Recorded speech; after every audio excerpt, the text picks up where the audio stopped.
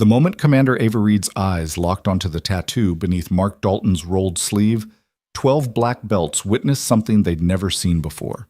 A Navy SEAL commander freeze mid-stride, her hand trembling as it rose in a salute meant for ghosts.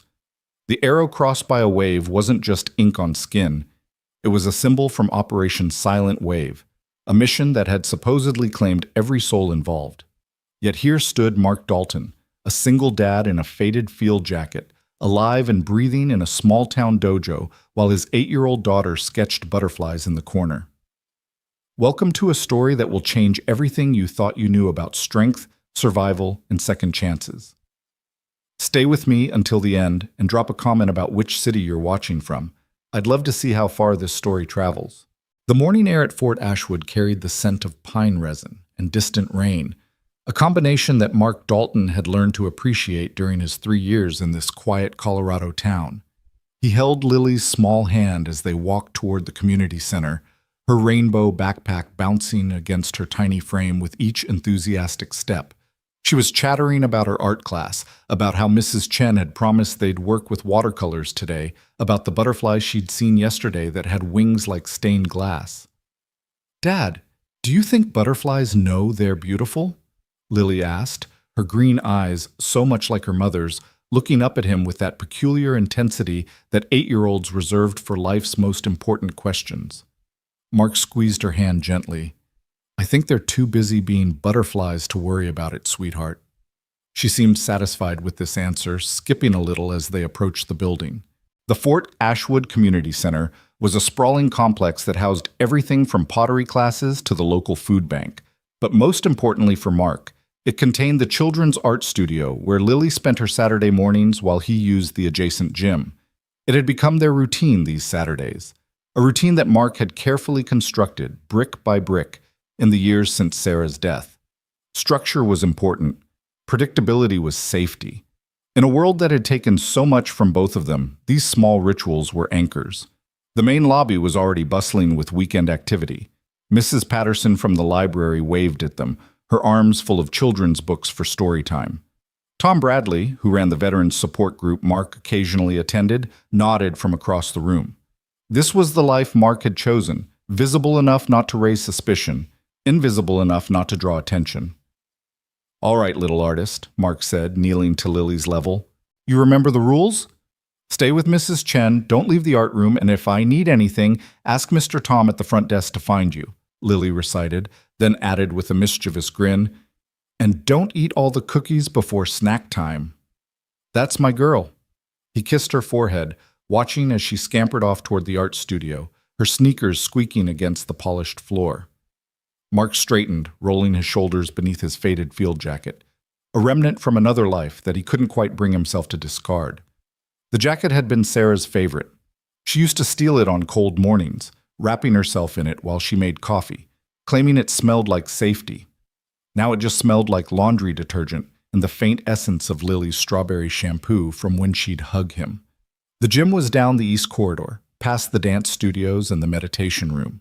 Mark had discovered it his first week in Fort Ashwood, drawn by the familiar sound of weights clanking and bodies moving with purpose. It wasn't fancy, just a collection of well-used equipment and a large open space with mats that served multiple purposes. Sometimes it hosted yoga classes, sometimes self-defense workshops. Today, as Mark pushed open the door, he found it occupied by something else entirely. The dojo setup was new. Professional-grade mats had been laid out in a perfect square, bordered by standing mirrors that reflected the morning light streaming through the high windows. But it wasn't the setup that made Mark pause in the doorway. It was the people. 12 of them, all in pristine white GIs with black belts tied precisely around their waists. They moved with the kind of coordinated precision that spoke of years of training, their warm-up exercises flowing from one form to the next like a choreographed dance. But there was something else in their movements, something Mark recognized immediately: arrogance. It was in the way they occupied the space, as if it belonged to them by divine right. In the way their voices carried, loud and performative, each joke and comment pitched to ensure everyone heard how clever, how strong, how superior they were. Mark had seen this before, in countless gyms and training grounds. Young fighters drunk on their own skill, looking for someone to remind the world and themselves just how formidable they were. "Excuse me, sir, this space is reserved." The voice belonged to the tallest of the group, a man in his early 30s with shoulders like a linebacker and hands scarred from years of impact. His GI was decorated with patches, tournament wins, Mark assumed, and he wore them like military decorations. "Just passing through to the weight room," Mark said quietly, starting to move along the edge of the mat. "Weight room's closed for maintenance," another one called out, this one younger, maybe mid-20s, with the kind of eager aggression that reminded Mark of young soldiers fresh out of basic training. "Big leak in the ceiling. They've got signs posted everywhere." Mark hadn't seen any signs, but he didn't argue. He'd learned long ago that sometimes the path of least resistance was the wisest choice. "I'll come back later then." "You could stay and watch," the tall one said, and there was something in his tone that made Mark pause. It wasn't quite an invitation. It was bait, dangled with the expectation that Mark would either scurry away or rise to it. "We're the Mountain Brotherhood, regional champions 3 years running. Might learn something." The others chuckled, a sound that rippled through the group like dominoes falling. Mark recognized the dynamic immediately. Pack mentality, with the tall one as the alpha, each member playing their role in the hierarchy. The younger one who'd spoken was clearly the beta, eager to impress. The others ranged from genuinely skilled fighters to those who'd earned their black belts through persistence rather than prowess. "I'm sure you're very talented," Mark said, his voice carrying neither sarcasm nor enthusiasm. It was the vocal equivalent of beige paint, utterly neutral, giving nothing for them to grab onto. But neutrality, Mark had learned, could sometimes be the greatest provocation of all. "Very talented," one of them mimicked, pitching his voice high. "You hear that, Jake?" "We're very talented." Jake, the tall one, smiled, but it didn't reach his eyes. "You know, we're always looking for sparring partners. Help keep us sharp. You look like you might have some experience." His gaze traveled over Mark's frame, taking in the field jacket, the slight favor of his left leg from an old injury that most people never noticed, the calluses on his hands that spoke of more than casual gym use. "I'm just a dad waiting for his daughter," Mark replied, glancing at his watch. Lily had been in class for exactly 4 minutes. "A dad," Jake repeated, and something in the way he said it made the hair on Mark's neck stand up. Not a threat exactly, but a dismissal. A categorization. Just a dad. As if that was all Mark could ever be. "Well, dads need exercise too, right? Come on, just a friendly round. Unless." He let the word hang in the air like a challenge. This was the moment Mark had learned to navigate carefully, the moment where backing down would mark him as weak, potentially making him and Lily targets for future harassment, but engaging would open doors he'd spent 3 years keeping locked. "I appreciate the offer, but..." "He's scared," the young beta announced to the group, loud enough to echo off the mirrors. "Look at him, he's actually scared." The laughter that followed was meant to sting, meant to force a reaction. Mark felt it wash over him like water over stone, erosion that would take millennia to make an impact. He'd been called worse by better, been tested by people who made these weekend warriors look like children playing dress-up. But then one of them said something that changed everything. Probably for the best. Wouldn't want to traumatize his kid when daddy gets carried out on a stretcher. The words were spoken casually, thoughtlessly, the kind of trash talk that flowed freely in gyms everywhere. But Mark's hand tightened involuntarily, his body shifting subtly from passive to ready before he consciously pulled himself back. They didn't know what they were playing with. Couldn't know. "Tell you what," Mark said, his voice dropping half an octave, something Sarah used to call his operator voice, the one that meant the gloves were coming off. "1 round, 3 minutes. Then I need to get back to my daughter." The change in the room was electric. Jake's smile widened, genuine this time, the smile of a predator who'd successfully lured prey into the open. "Now we're talking. Someone get this man some gear." "I'm fine as is," Mark said, shrugging off his field jacket and folding it carefully, placing it on a bench against the wall. Underneath, he wore a simple gray t-shirt, soft with age and washing. It clung enough to hint at the muscle beneath, but not enough to advertise it. His jeans were practical, allowing for movement. His boots were steel-toed, worn but well-maintained. "You're going to fight in street clothes?" the beta asked incredulously. It's just 3 minutes of friendly sparring, Mark replied, moving toward the mat. Right. The Mountain Brotherhood formed a circle, their excitement palpable. This was what they'd come for, what they always came for, the chance to demonstrate their superiority, to reinforce their place in the hierarchy they'd constructed. Jake stepped into the center, rolling his shoulders, bouncing on the balls of his feet. Standard rules, he announced. No eye gouging, no groin shots, no small joint manipulation. Everything else is fair game. Tap out or verbal submission ends it. Everyone clear? Mark nodded, stepping onto the mat. The texture was familiar beneath his boots, a sensation that triggered muscle memory he'd spent years trying to suppress. His body wanted to move, to flow, to become what it had been trained to be. He held it in check, forcing himself to adopt a basic stance that suggested competence but not expertise. Actually, Jake said, his tone conversational, why don't we make this interesting? You last the full 3 minutes, and we'll donate $500 to your daughter's art class or whatever. You tap out, and you donate $50 to our dojo fund. Fair? It was a trap within a trap. If Mark refused, he'd look like he was backing down. If he accepted and lost, it would cost him money he could afford, but would prefer to keep. If he won, deal, Mark said simply. Someone had produced a timer. The beta held it up, his finger poised over the start button. Ready? 3, 2, 1. The instant the timer started, Jake moved. He was good. Mark could give him that. His approach was textbook, a combination of Muay Thai and Brazilian Jiu-Jitsu that had become the standard for modern mixed martial arts. He came in with a testing jab, followed by a low kick aimed at Mark's lead leg, the one Jake had correctly identified as previously injured. Mark shifted his weight, letting the kick glance off his shin rather than taking it full on his thigh.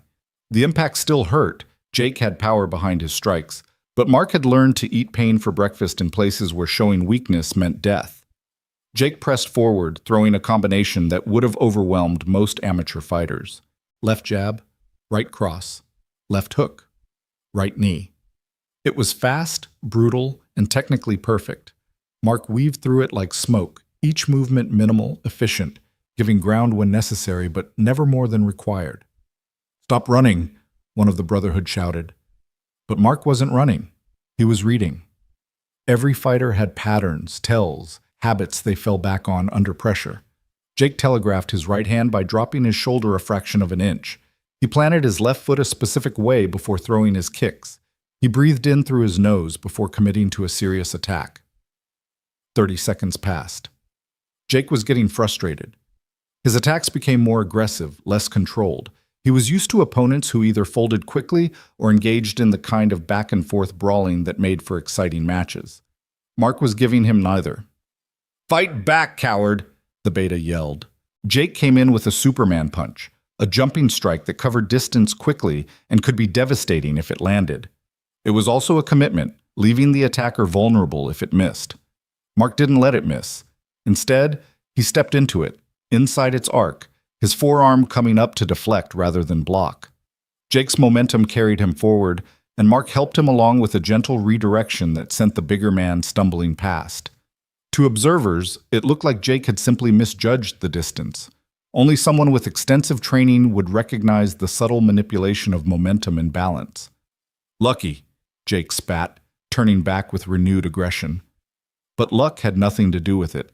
Everything Mark did was calculated, measured, designed to frustrate without humiliating, to defend without escalating. It was a dance he'd perfected in places where the wrong move meant international incidents. 1 minute passed. Jake was breathing harder now, sweat beading on his forehead. The crowd had grown quieter, sensing something they couldn't quite identify. This wasn't going according to script. Jake changed tactics, shooting for a takedown. It was well executed, the kind of double leg that had probably won him dozens of matches. Mark sprawled, his hips dropping back, his weight pressing down on Jake's shoulders. It was wrestling 101, but the ease with which Mark did it, the perfect timing and pressure, spoke of countless hours of practice. They separated, Jake backing up to reassess. There was something different in his eyes now, not quite fear, but a recognition that he might have misjudged his opponent. You've trained, he said, not a question, but a statement. Mark didn't respond, simply maintaining his ready stance. His breathing was controlled, barely elevated despite the exertion. This was nothing compared to the 20-mile runs in full gear, the hours of rolling in the kill houses, the days without sleep operating behind enemy lines. Jake came again, this time with more respect, more caution. He threw combinations meant to test rather than finish, looking for openings. Mark gave him nothing, moving like water, always where Jake wasn't expecting him to be. 2 minutes passed. The crowd was silent now, watching something they didn't understand. This should have been a beating, a lesson taught to an overconfident civilian. Instead, it was becoming something else, a masterclass in defensive fighting that none of them had the experience to fully appreciate. 30 seconds, the beta called out, his voice uncertain. Jake's frustration boiled over. He rushed forward with a haymaker, a wild swing born of desperation and wounded pride. It was the kind of mistake he'd never make in a tournament, the kind of opening he'd punish mercilessly if an opponent gave it to him. Mark could have ended it there, could have slipped the punch and delivered a counter that would have put Jake on the mat, unconscious before he hit the ground. The angle was perfect, the opportunity clear. His body knew exactly what to do, muscle memory screaming at him to finish it. Instead, Mark stepped back, letting the punch whiff past, letting Jake stumble with his own momentum.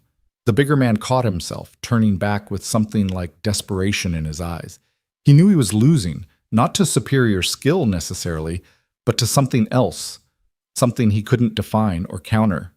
10 seconds. Jake threw everything he had into those last moments, a flurry of strikes that would have looked impressive to anyone watching. But Mark moved through them like a ghost, present but untouchable, solid but impossible to grasp. It wasn't flashy, wasn't the kind of movement that would make a highlight reel.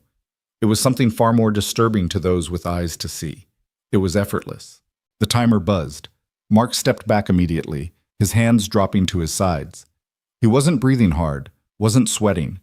He looked exactly as he had 3 minutes ago, except for a slight flush to his cheeks that could have been from exertion or could have been from the warmth of the room. Jake stood in the center of the mat, chest heaving, gi soaked with sweat, his face a mixture of confusion, frustration, and something that might have been the beginning of respect. "You never attacked," he said, the words coming out between gasps. "You said 3 minutes," Mark replied simply. "I lasted 3 minutes. But you never—" Jake stopped, processing what had just happened. In 3 minutes of constant aggression, he hadn't landed a single clean strike. More disturbing, Mark hadn't needed to attack to achieve that. "Who are you?" Before Mark could answer, the door to the gym burst open with enough force to make everyone turn. A woman stood in the doorway, her presence immediately commanding attention despite her small stature. She wore dress blues, the uniform of a naval officer, pristine and sharp. Her hair was pulled back in a regulation bun, her shoes polished to a mirror shine. But it was her eyes that held the room, dark, intense, scanning the space with the kind of situational awareness that came from years in hostile territories. They swept over the Brotherhood, dismissed them as non-threats, and locked onto Mark with laser focus. Commander Ava Reed had arrived. Mark's blood cooled. He knew her, of course. They'd served together, bled together, had each other's backs in places where trust meant survival. But she was supposed to be dead. Just like he was supposed to be dead. Just like everyone from Operation Silent Wave was supposed to be dead. "Stand down," she said, her voice carrying the kind of authority that bypassed conscious thought and went straight to the spine. The Brotherhood found themselves stepping back before they realized they'd moved. Her gaze never left Mark as she crossed the gym, her steps measured, controlled. When she was 6 feet away, she stopped, her entire body rigid with military bearing. "I need to see your left forearm," she said quietly, but in the silence of the gym, everyone heard her. Mark hesitated.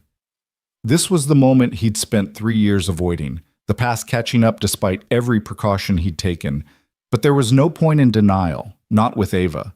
She'd already seen something, recognized something in the way he moved, perhaps, or maybe it was just the inexplicable instinct that had kept them both alive when physics and probability said they should be dead.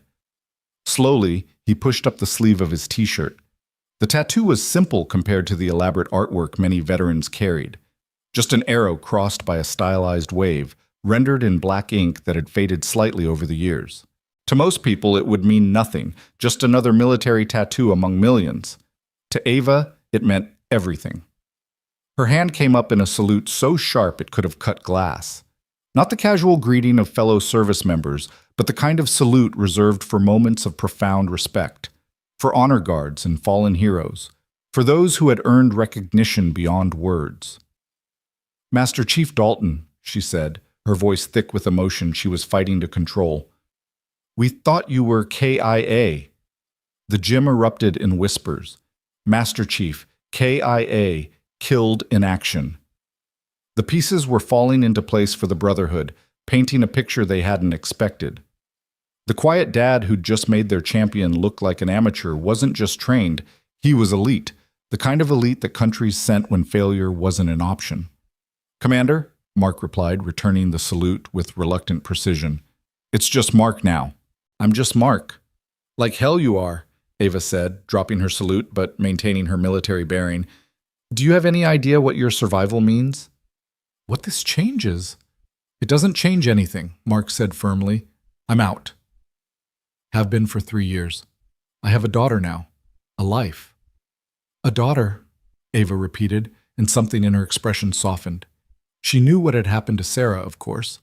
The team had all known about Mark's wife, about her illness, about the impossible choice he'd faced between duty and love. "Lily," Mark nodded, glancing at his watch. "Who's in art class for another hour and expects her boring dad to be waiting when she's done?" "Boring," Jake said, speaking for the first time since the timer had gone off. "You call that boring? What the hell was that? What are you?" Mark turned to look at him, and for just a moment let the mask slip, let them see a glimpse of what lay beneath the suburban dad exterior. It was like looking into an abyss that looked back, a depth of experience and capability that made their weekend warrior games seem like children's toys. "I'm nobody," Mark said quietly. "Just a dad who made a deal about lasting 3 minutes. I believe you mentioned something about a donation?" Jake nodded numbly, his hand already reaching for his wallet.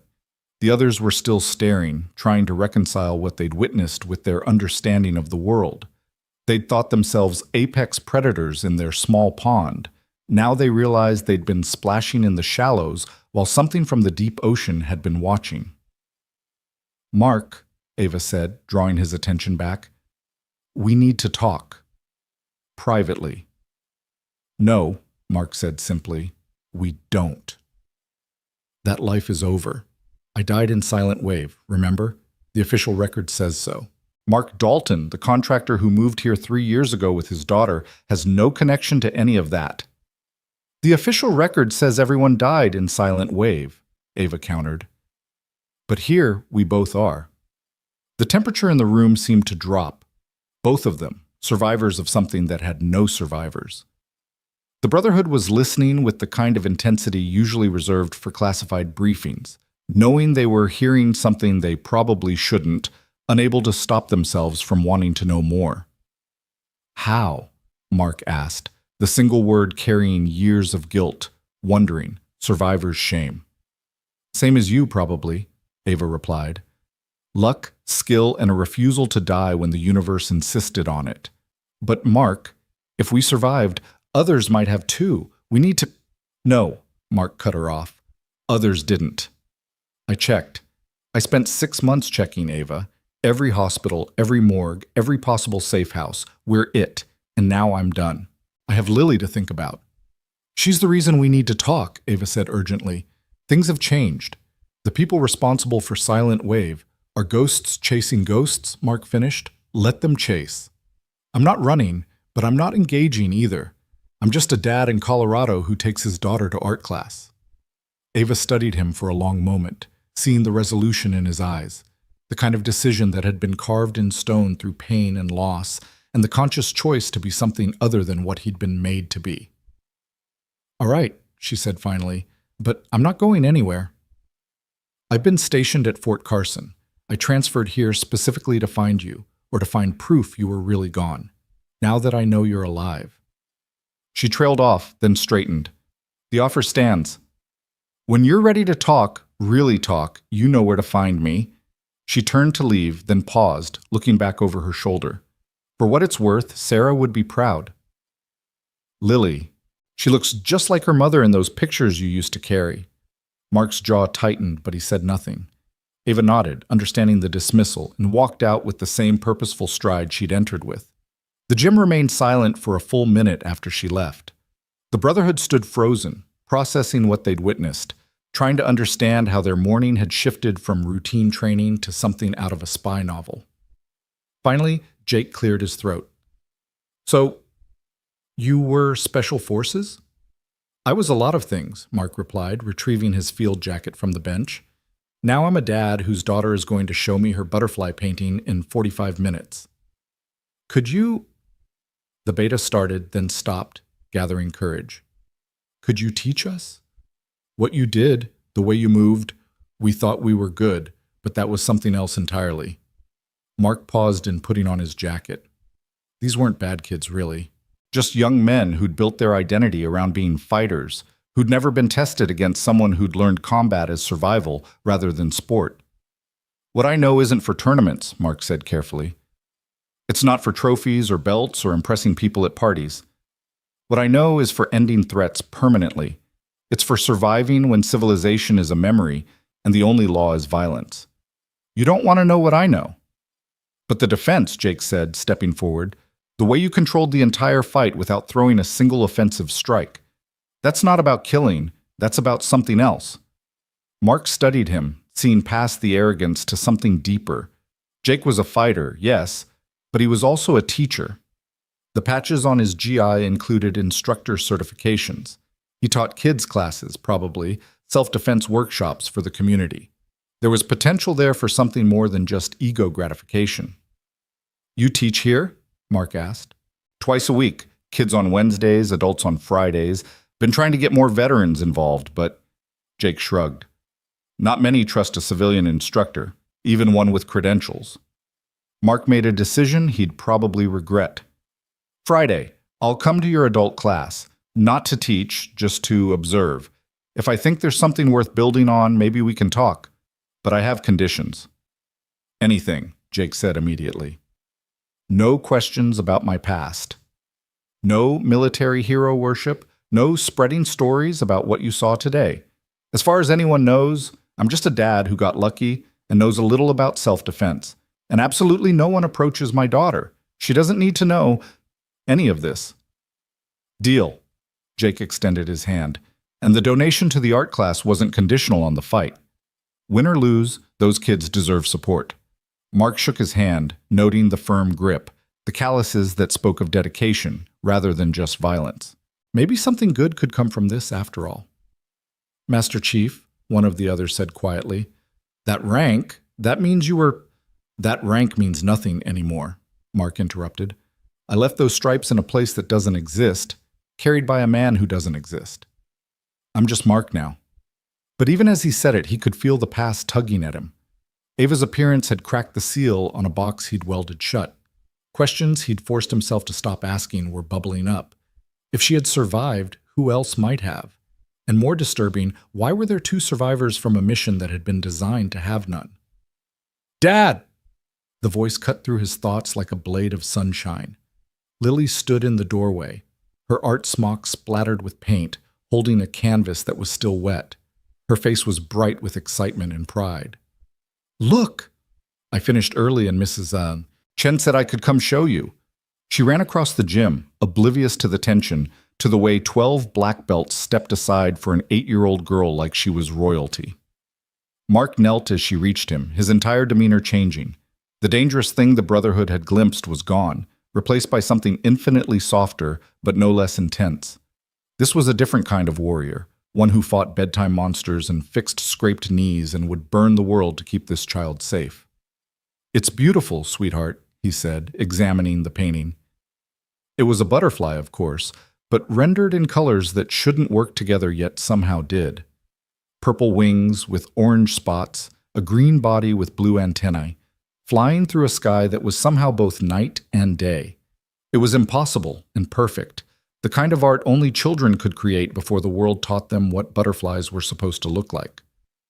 It's you and me, Lily explained seriously. The butterfly is both of us. See? It has your eyes and my smile. Mark looked closer, and damned if she wasn't right. In the abstract swirls of paint, she'd captured something essential. Two spirits merged into one impossible, beautiful thing. "It's perfect," he said, meaning it. "Should we hang it on the special wall when we get home?" The special wall was the hallway between their bedrooms, covered in Lily's art from the past 3 years. Sarah would have loved it, would have insisted on proper frames and gallery lighting. Mark had done his best to honor that impulse. "Yes!" Lily bounced, then noticed the crowd around them. "Why is everyone watching us?" "They're admiring your painting," Mark said smoothly. "It's not every day someone sees a butterfly with dragon powers." "It doesn't have dragon powers, Dad," Lily said with the exasperation of someone dealing with a particularly slow adult. "It has love powers." "Totally different." "My mistake," Mark said solemnly, standing and taking her free hand. "Come on, artist. Let's get this masterpiece home before the paint smudges." As they walked toward the door, Jake called out, "Friday, then?" Mark paused, glanced down at Lily, who was carefully holding her painting level, then back at Jake. "Friday."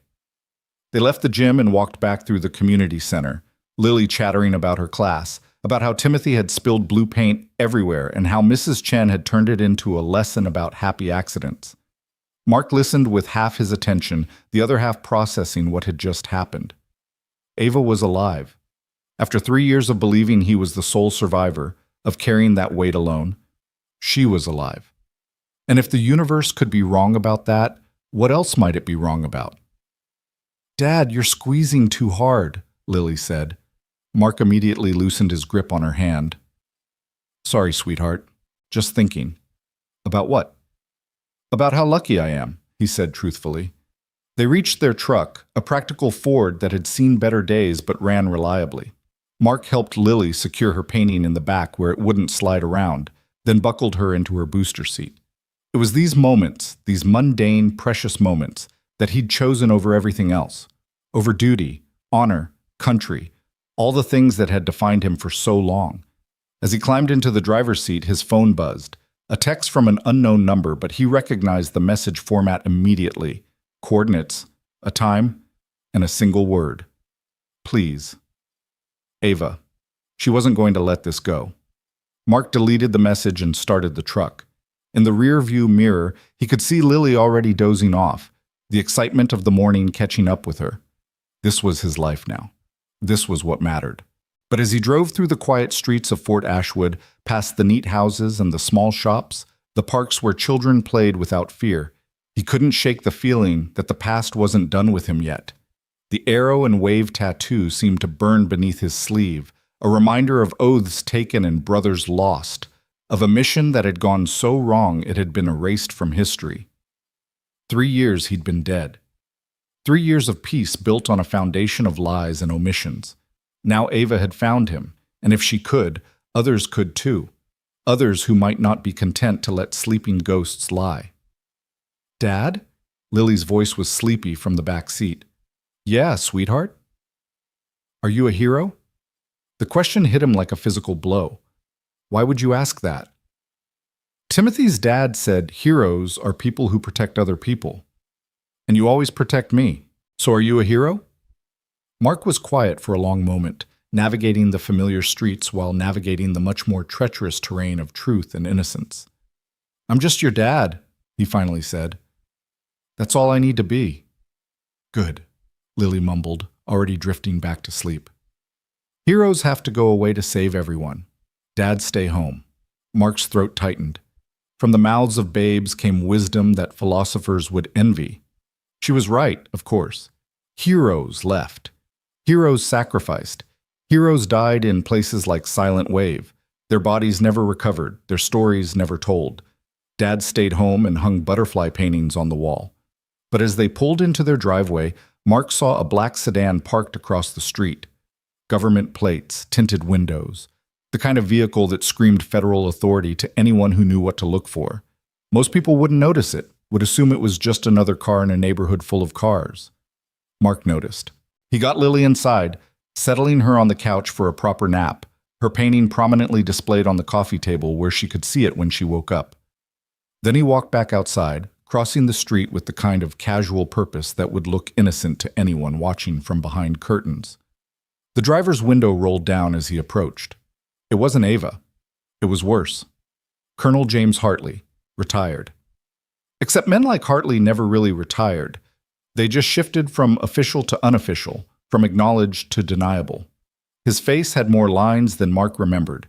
His hair more gray than black now, but his eyes were the same, sharp, calculating, always seeing 3 moves ahead.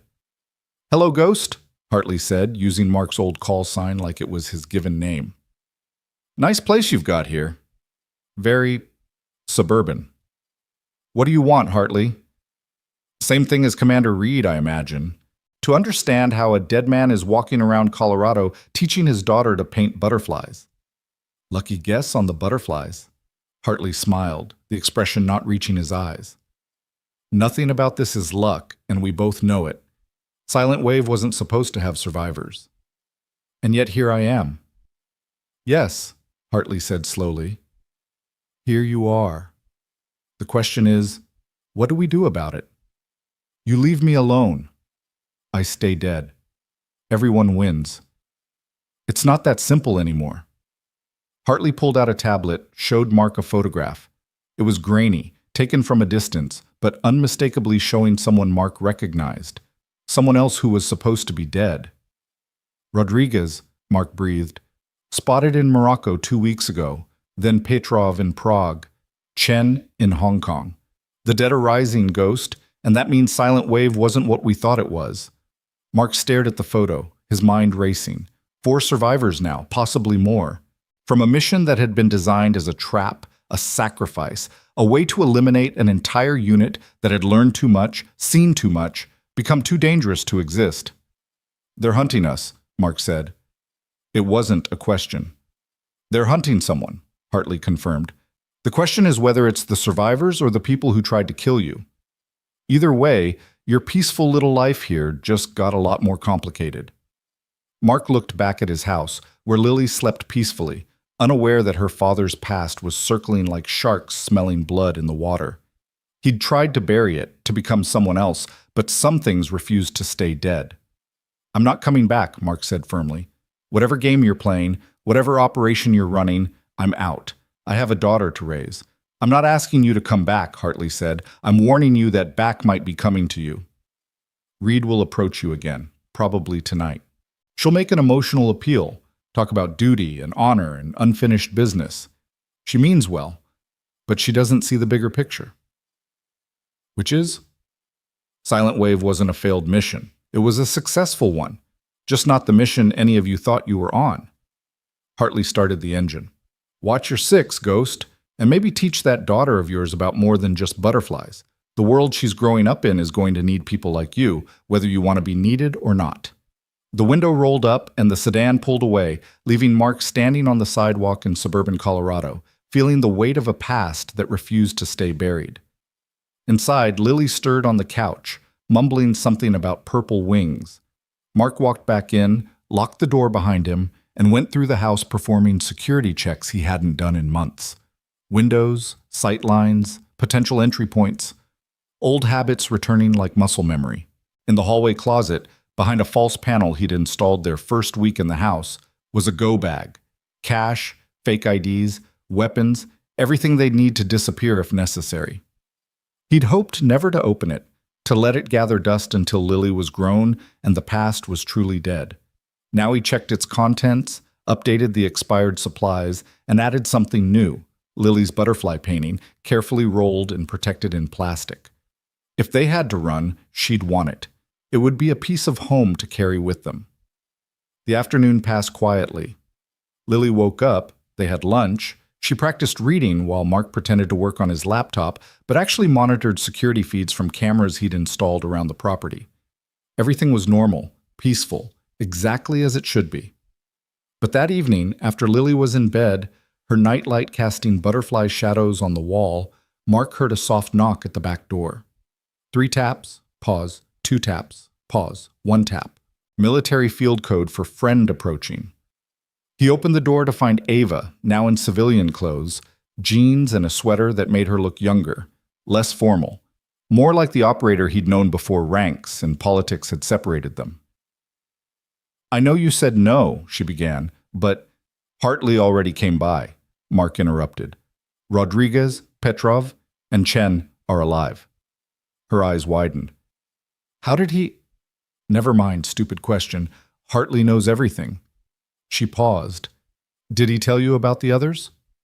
"What others?" "Johnson and Williams. Both dead, really dead this time. Johnson in a car accident in Miami that was anything but accidental. Williams in a home invasion in Seattle where nothing was stolen but his life." Mark felt the cold hand of reality closing around his throat. Someone was hunting the survivors of Silent Wave, picking them off one by one. And now they knew where he was. "I can protect myself," he said. "I know you can. But can you protect her?" Ava nodded toward the house, toward where Lily slept. "They won't care that she's a child. Whoever is doing this, they're cleaning house, and they won't leave witnesses." It was Mark's worst nightmare. The reason he'd tried so hard to disappear, not fear for himself, but for Lily. She was the vulnerability he couldn't armor against, the weak point in any defense he could mount. "What are you proposing?" "Work with me," Ava said. "Not officially, not returning to service, but as someone who has skin in this game. Help me figure out what Silent Wave really was. Who wanted us dead, and who's hunting us now? The best defense is a good offense," Mark finished. "I know the doctrine, Ava, but I'm not that person anymore." "You were that person this morning," she pointed out. "I watched the security footage from the gym. You could have destroyed that fighter. Instead, you gave him a lesson in humility without throwing a single offensive strike. That's not the Ghost I knew. That's someone better, someone who's learned to control the violence instead of being controlled by it." Mark was quiet, processing. She was right, and he hated that she was right. This morning had proven that he couldn't fully escape what he was, only channel it differently. "If I help," he said slowly, "Lily stays out of it. Completely. She doesn't know who I was, what I did, any of it. She grows up normal." "As normal as the daughter of a Master Chief SEAL can be," Ava agreed. "But, Mark, normal might not be an option anymore. Not if they've found you." "They haven't. Hartley found me, you found me, but that's different. You knew where to look, knew I had family in this area before Sarah got sick. Whoever's hunting us, they're working from a different playbook." "Maybe. Or maybe they're just saving you for last." The thought hung between them like a blade. Mark had been the team leader, the one who'd called the abort when Silent Wave went sideways, who'd gotten at least some of his people out before everything went to hell. If someone wanted to make a statement, saving him for last would be poetic justice. "Friday," Mark said finally. "Come to the community center Friday evening. There's a self-defense class I'm apparently observing. We can talk more then, somewhere public, somewhere that won't connect back to this house." Ava nodded, understanding the dismissal. "Mark, I'm sorry, about Sarah. I know how much she meant to you." "She meant everything," Mark said simply. "Now Lily means everything, and I'll burn the world to keep her safe." "I know," Ava said softly. "That's what scares me, because the world might just take you up on that offer." She disappeared into the darkness, moving with the practiced stealth of someone who'd spent years becoming one with shadows. Mark locked the door, set the alarms, and went to check on Lily one more time. She was sleeping peacefully, one arm wrapped around the stuffed elephant Sarah had given her before the cancer got too bad. Her face was serene, unmarked by loss or fear or the knowledge that monsters were real and sometimes wore human faces. Mark stood in her doorway for a long time, memorizing this moment, this peace, because he could feel it in his bones. The storm was coming. The past he'd tried to bury was clawing its way back to the surface, and when it arrived, nothing would ever be the same. But tonight, his daughter slept safely, dreaming of butterflies with love powers, and Mark would stand guard, a ghost watching over an angel, ready to become the monster again if that's what it took to keep her safe. The special wall caught his eye as he walked to his own room, years of Lily's art documenting her growth, her healing, her journey from a motherless infant to a confident, creative child. Each painting was a small victory, a step away from tragedy toward something beautiful. Tomorrow he'd add the butterfly painting to the collection. Tomorrow he'd continue the charade of being just another single dad in a quiet Colorado town. Tomorrow he'd pretend the past was dead and buried. But tonight he cleaned his weapons, reviewed escape routes, and prepared for war. Because the butterflies were beautiful, but they were also fragile. And Mark had learned long ago that in this world, beauty survived only when something dangerous stood ready to defend it. The ghost was waking up. Heaven help anyone who threatened his daughter's peace.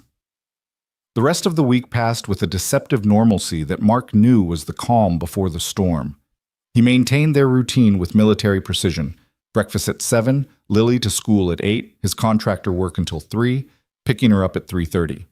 But beneath the surface, he was preparing. Every mirror became a way to check his six. Every stranger got a threat assessment. Every vehicle that passed their house twice got memorized. Thursday evening found them at the kitchen table, Lily working on homework while Mark helped with math problems. She was struggling with fractions, her little face scrunched in concentration as she tried to understand why 1/2 plus 1/4 didn't equal 2/6. Think of it like pizza, Mark said, drawing circles on a piece of paper. If you have half a pizza and someone gives you a quarter of another pizza, how much do you have? 3/4, Lily exclaimed, the concept suddenly clicking. Because you make them all into the same size pieces first. Exactly. You find common ground. The phrase resonated with him more than it should have.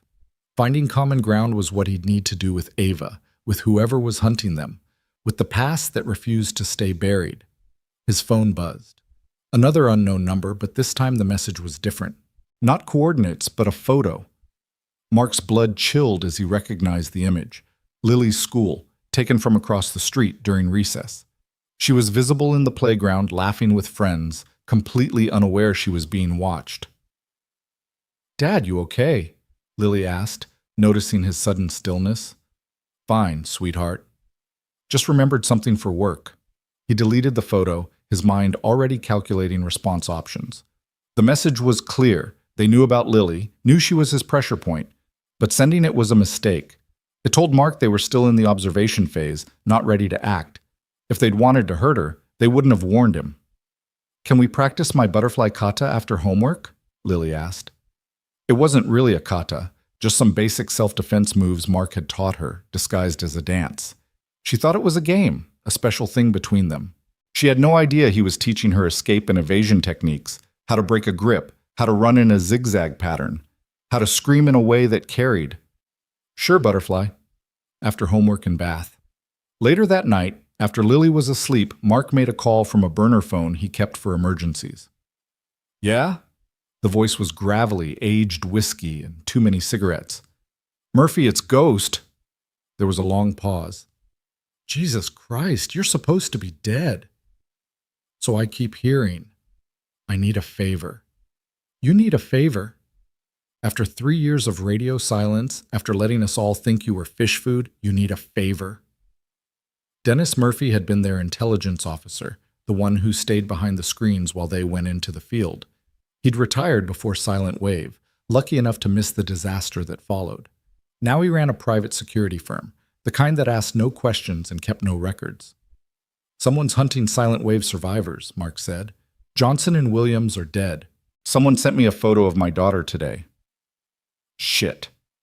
The anger was gone from Murphy's voice, replaced by professional concern. "How many survivors are there?"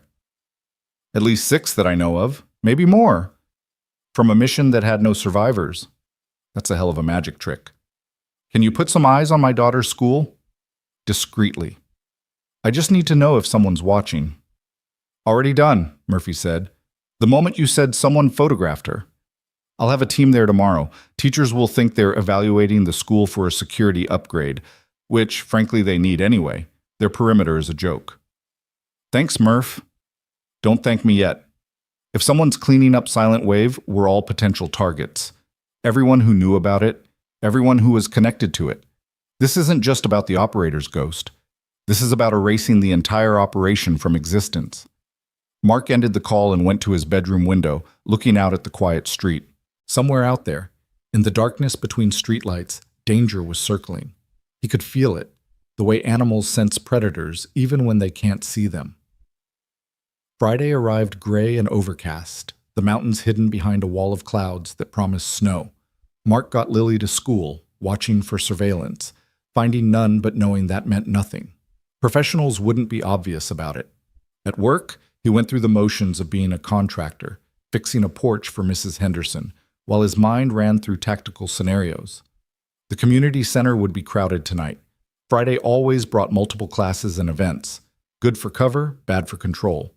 Too many variables, too many potential threats or collateral damage. His phone rang. The school. Mr. Dalton? This is Principal Matthews. There's been an incident. Mark's world narrowed to a single point. Is Lily hurt? No, she's fine. But there was a man at the fence during recess trying to talk to her. She did exactly what you taught her. She ran to a teacher immediately. He left before we could confront him, but I thought you should know. I'll be right there. Mark broke several traffic laws getting to the school, his mind calculating probabilities. Someone testing defenses, trying to make him panic and reveal capabilities, or genuine threat assessment before an attempted grab? He found Lily in the principal's office, coloring calmly while Mrs. Matthews hovered nervously nearby. When she saw him, Lily ran into his arms. I did the butterfly escape, Dad. Just like we practiced. You did perfect, sweetheart. He held her tight, feeling her small heart beating against his chest. What did the man say to you? He knew my name. Said he was your friend from work and you sent him to pick me up early. But you always said if that ever happened, they'd know the special word. And he didn't know it, so I ran. The special word. A simple protocol he'd established, hoping never to need it. Only someone Mark personally authorized would know that the word was paintbrush. Lily's first word, after mama and dada. You did exactly right, Mark said, proud and terrified in equal measure. Do you remember what he looked like? Lily scrunched her face, thinking. He was tall, had dark hair with some gray, and he had a mark here, she pointed to her neck, like a purple star. A tattoo or birthmark on the neck. It was something to work with. Mark thanked the principal, assured her he'd handle it, and took Lily home. He called her in sick for the rest of the day, knowing he couldn't protect her if she wasn't with him. Are we in trouble, Dad? Lily asked as they drove home. No, sweetheart. But sometimes bad people do bad things, and we have to be careful. Is that why you taught me the butterfly moves? Yes. Will you teach me more? Mark glanced at her in the rearview mirror. Her face was serious but not scared, processing the morning's events with the resilience children possessed when they felt safe despite danger.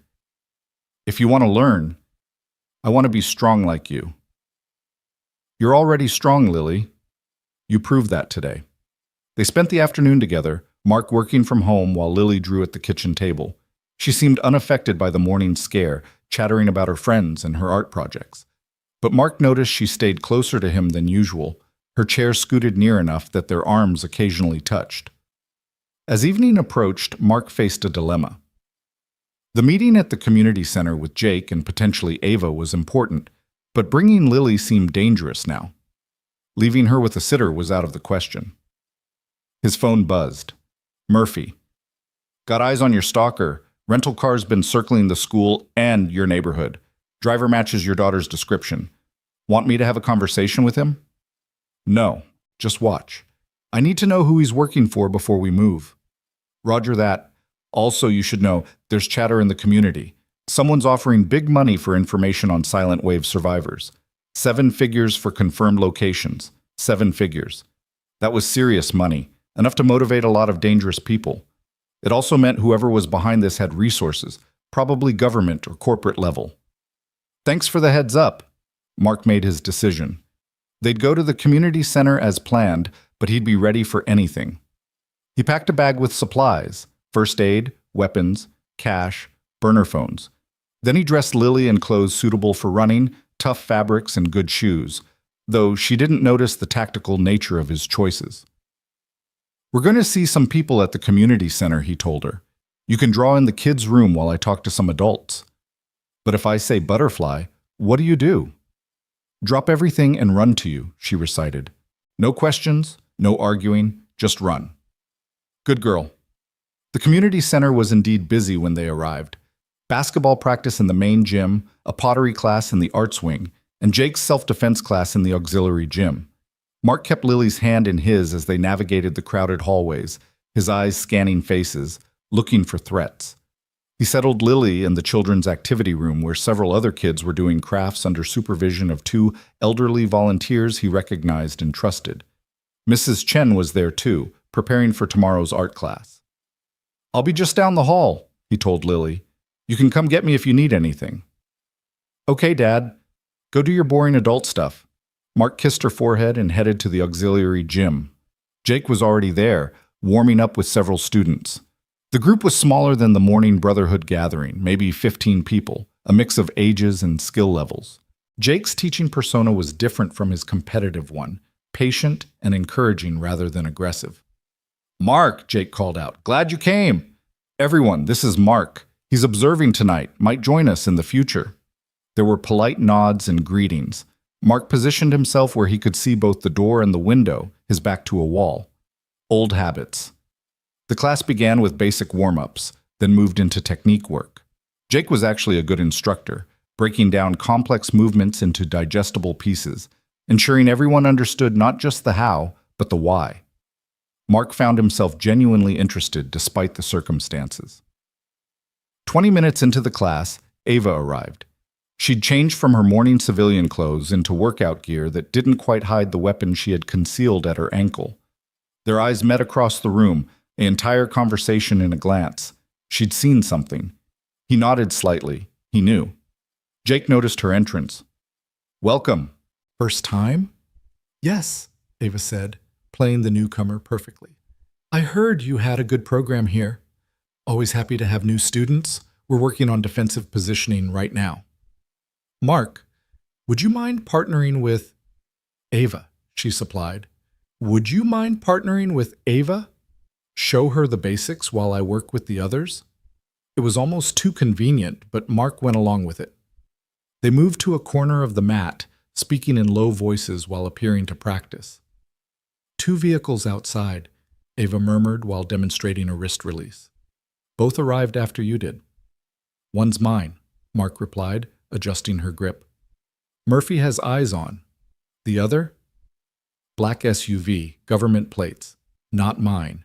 They moved through the techniques, their conversation hidden beneath the appearance of instruction. "Hartley?" Mark suggested. "Possible. Or whoever's hunting us got tired of waiting." "My daughter's here." "Down the hall." Ava's expression tightened. "Then we need to be very careful how this plays out." The class continued, but Mark's attention was divided. Every few minutes, he'd glance toward the door, expecting trouble. The paranoia that had kept him alive in hostile territories was screaming that something was wrong. Then Lily appeared in the doorway, holding her art supplies, and Mark's blood froze. Behind her was a man he didn't recognize, hand on her shoulder, guiding her into the room. "Daddy!" Lily called out, not sensing danger. "This man said you wanted me to come here." The room's energy shifted instantly. Jake and his students sensed something wrong, even if they didn't understand what. Ava's hand drifted toward her ankle. Mark forced himself to remain calm, walking toward his daughter with measured steps. "Hey, sweetheart." "Thanks for bringing her," he said to the man, his voice level.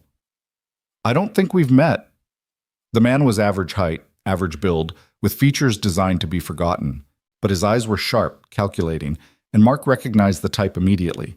Intelligence operative, probably CIA or NSA, definitely dangerous.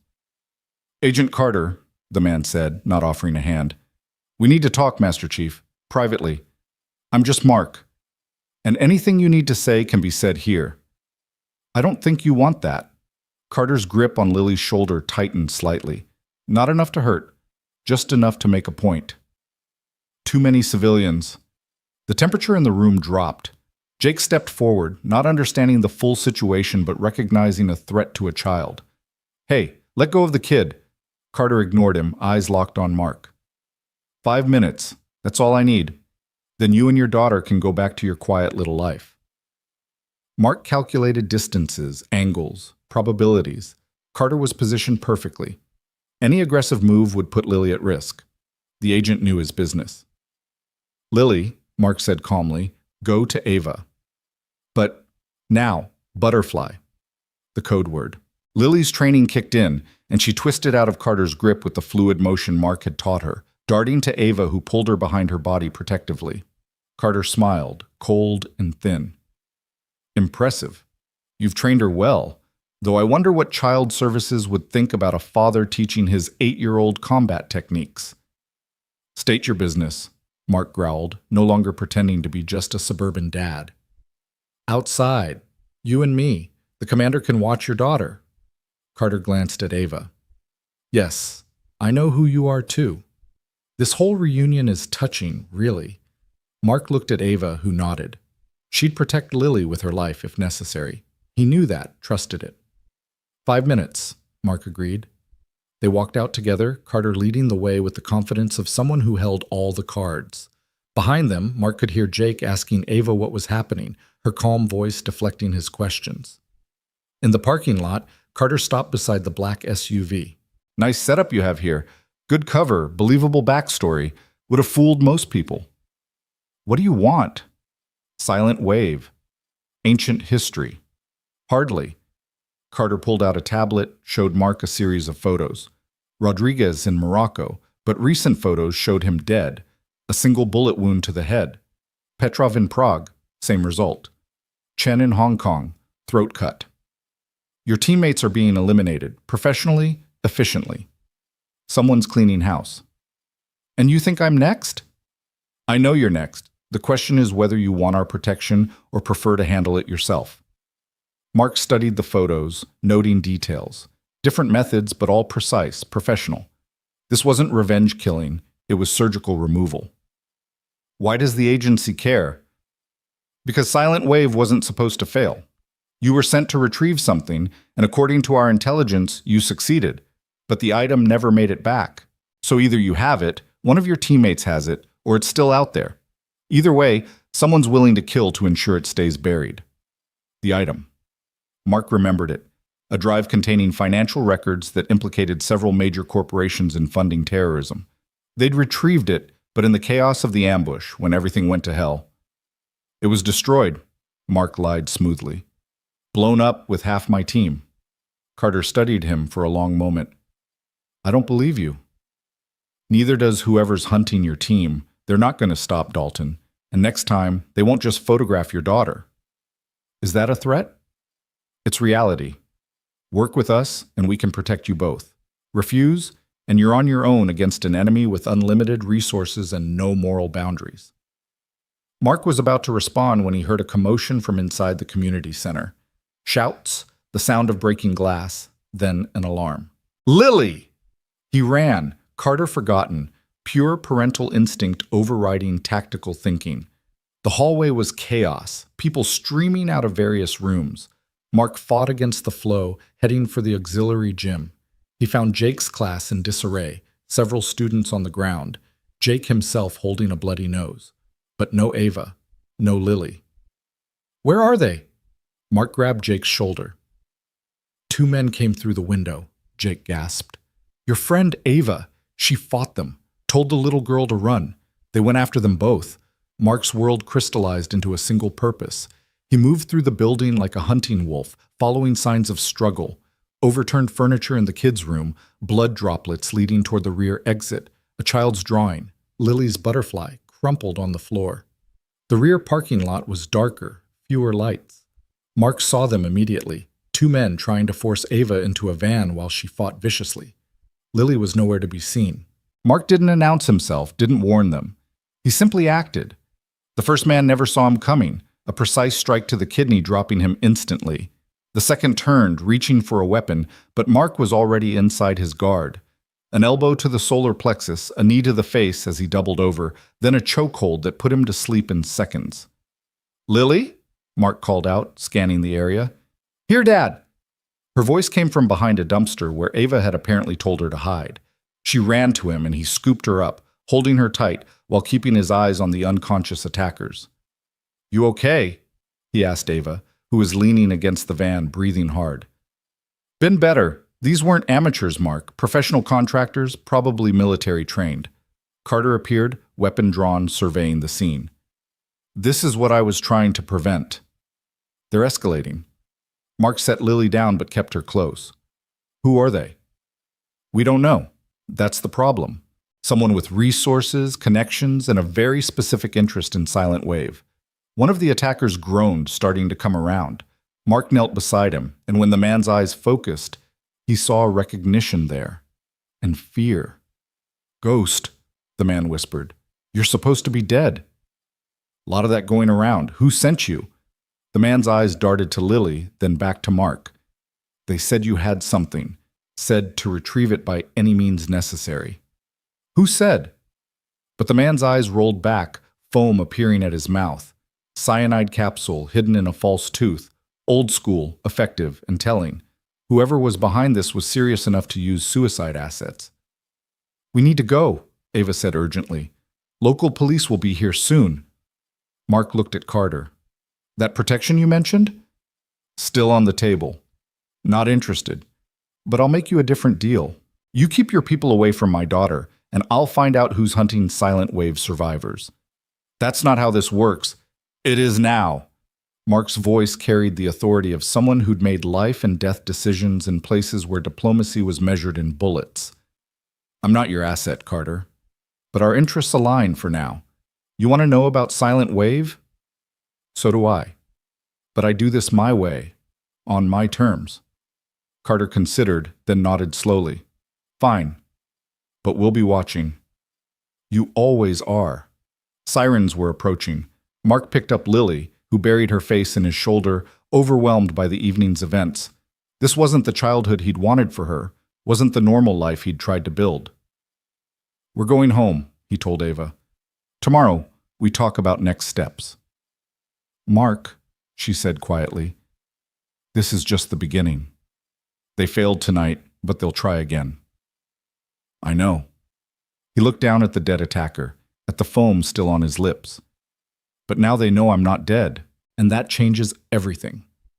As they walked back through the community center, Jake intercepted them. His nose had stopped bleeding, but his eyes were wide with adrenaline and confusion. What the hell was that?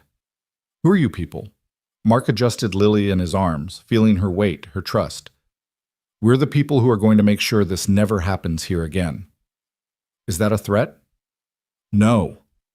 It's a promise. Your students did well tonight, stayed calm under pressure. But they're not ready for real violence. If you want, I can help change that. Jake looked at him for a long moment, then at Lily, who was watching him with those big green eyes despite her exhaustion. Monday? Jake asked.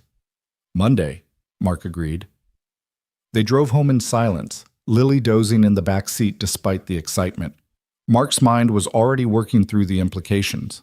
Silent Wave's secrets were coming to light, and with them, the ghosts of decisions made in places where morality was a luxury they couldn't afford. At the house, Mark carried Lily to her room, tucking her in with extra care. She stirred, looking up at him with sleepy confusion. Dad? Are we safe? He wanted to lie, to preserve her innocence a little longer, but she'd earned better than that tonight. She'd been brave, had followed instructions, had trusted him even when scared.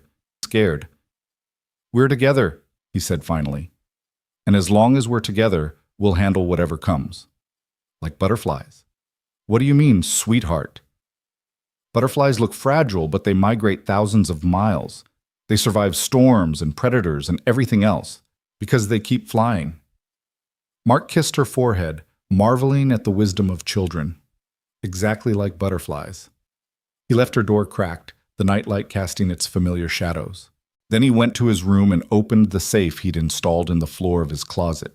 Inside, among weapons and cash and fake passports, was a small waterproof container. He opened it, revealing a flash drive. The drive from Silent Wave. The one he'd told everyone was destroyed. The one that contained enough information to bring down governments and corporations to start wars or end them. He'd kept it as insurance, never intending to use it. But now, with Lily threatened and his teammates dying, insurance might not be enough. It might be time to go on the offensive. Mark closed the safe and went to the window, looking out at the quiet street. Somewhere out there, enemies were regrouping, planning their next move. But they'd made a critical error tonight. They'd threatened his daughter. They'd forced him to show his hand. The ghost was fully awake now. And ghosts, as everyone knew, were incredibly hard to kill twice. His phone buzzed. A text from Murphy. Package delivered. Check your door. Mark found a manila envelope on his doorstep, no indication of who had left it. Inside were photographs, surveillance shots of the men who'd attacked them tonight. But these were taken days ago, showing them watching his house, following him to work, stalking Lily's school. They'd been under surveillance for days, maybe weeks. The attack tonight wasn't spontaneous. It was planned, coordinated. Which meant there were more players in this game than just Carter and whoever was hunting Silent Wave survivors. The last photo stopped his heart. It was Sarah's grave, fresh flowers placed there. Flowers he hadn't left. Someone was sending a message, but Mark couldn't tell if it was a threat or something else entirely. He looked at the timestamp on the photo. This morning, while he was sparring with Jake, someone had visited his wife's grave during the exact time they knew he'd be distracted. A second text from Murphy. There's more. Meet me tomorrow. Bring coffee. The good stuff. Mark deleted the texts and burned the photos in the sink, washing the ashes down the drain. Tomorrow would bring new challenges, new threats, new decisions. But tonight, his daughter was safe, sleeping peacefully despite the chaos that had touched their lives. He made one more round of the house, checking windows, doors, sight lines. Everything was secure, but security was an illusion. The only real safety came from being more dangerous than your enemies, and Mark had spent years trying not to be dangerous at all. That luxury was gone now. The father could no longer pretend the warrior didn't exist. They were the same person, always had been. The only question was how to balance both roles without losing himself in either. In her room, Lily murmured in her sleep something about purple wings and love powers. Mark stood in her doorway, watching her breathe, and made a promise to Sarah's memory and to the universe itself. No one would hurt their little girl. No one would take away her butterflies and rainbows and innocent joy. He would stand between her and the darkness, would become the darkness if necessary, to keep her in the light. The community center attack had been a declaration of war, but wars were won by those who understood the battlefield best, and Mark had been studying battlefields his entire adult life. Tomorrow, he would begin gathering intelligence, building alliances, preparing for the conflict ahead. But tonight, he was just a dad, watching over his daughter, ready to face whatever monsters came calling. The butterflies on her wall seemed to dance in the nightlight's glow, fragile and beautiful and stronger than they appeared, just like the little girl who'd painted them, just like the life they'd built together, just like the love that would make Mark move mountains or burn them down, whatever it took to keep her safe. The war was coming, but for now, in this moment, there was peace. And Mark stood guard over it, a ghost in the darkness, a father in the light, ready for whatever dawn would bring. Saturday morning arrived with a frost that painted the windows in crystalline patterns, the kind of delicate artwork that Lily would normally spend minutes examining before breakfast. But she was subdued today, pushing eggs around her plate while Mark made coffee, both of them carrying the weight of last night's violence in different ways. "Dad," she said finally, "those men wanted to hurt us." "Yes," Mark replied, seeing no point in lying. "But they didn't succeed. Because you stopped them. Because we were prepared. Because you listened and did exactly what you were supposed to do." He sat beside her, abandoning his coffee. "You were very brave." "I was scared," she admitted, her voice small. "Being brave doesn't mean not being scared. It means doing what needs to be done despite the fear." Mark touched her chin gently, lifting her eyes to meet his. "You're the bravest person I know." She managed a small smile, then surprised him by asking, "Were you a soldier? Before Mom got sick?" The question hung between them, a bridge between the life he'd tried to leave behind and the one they'd built together.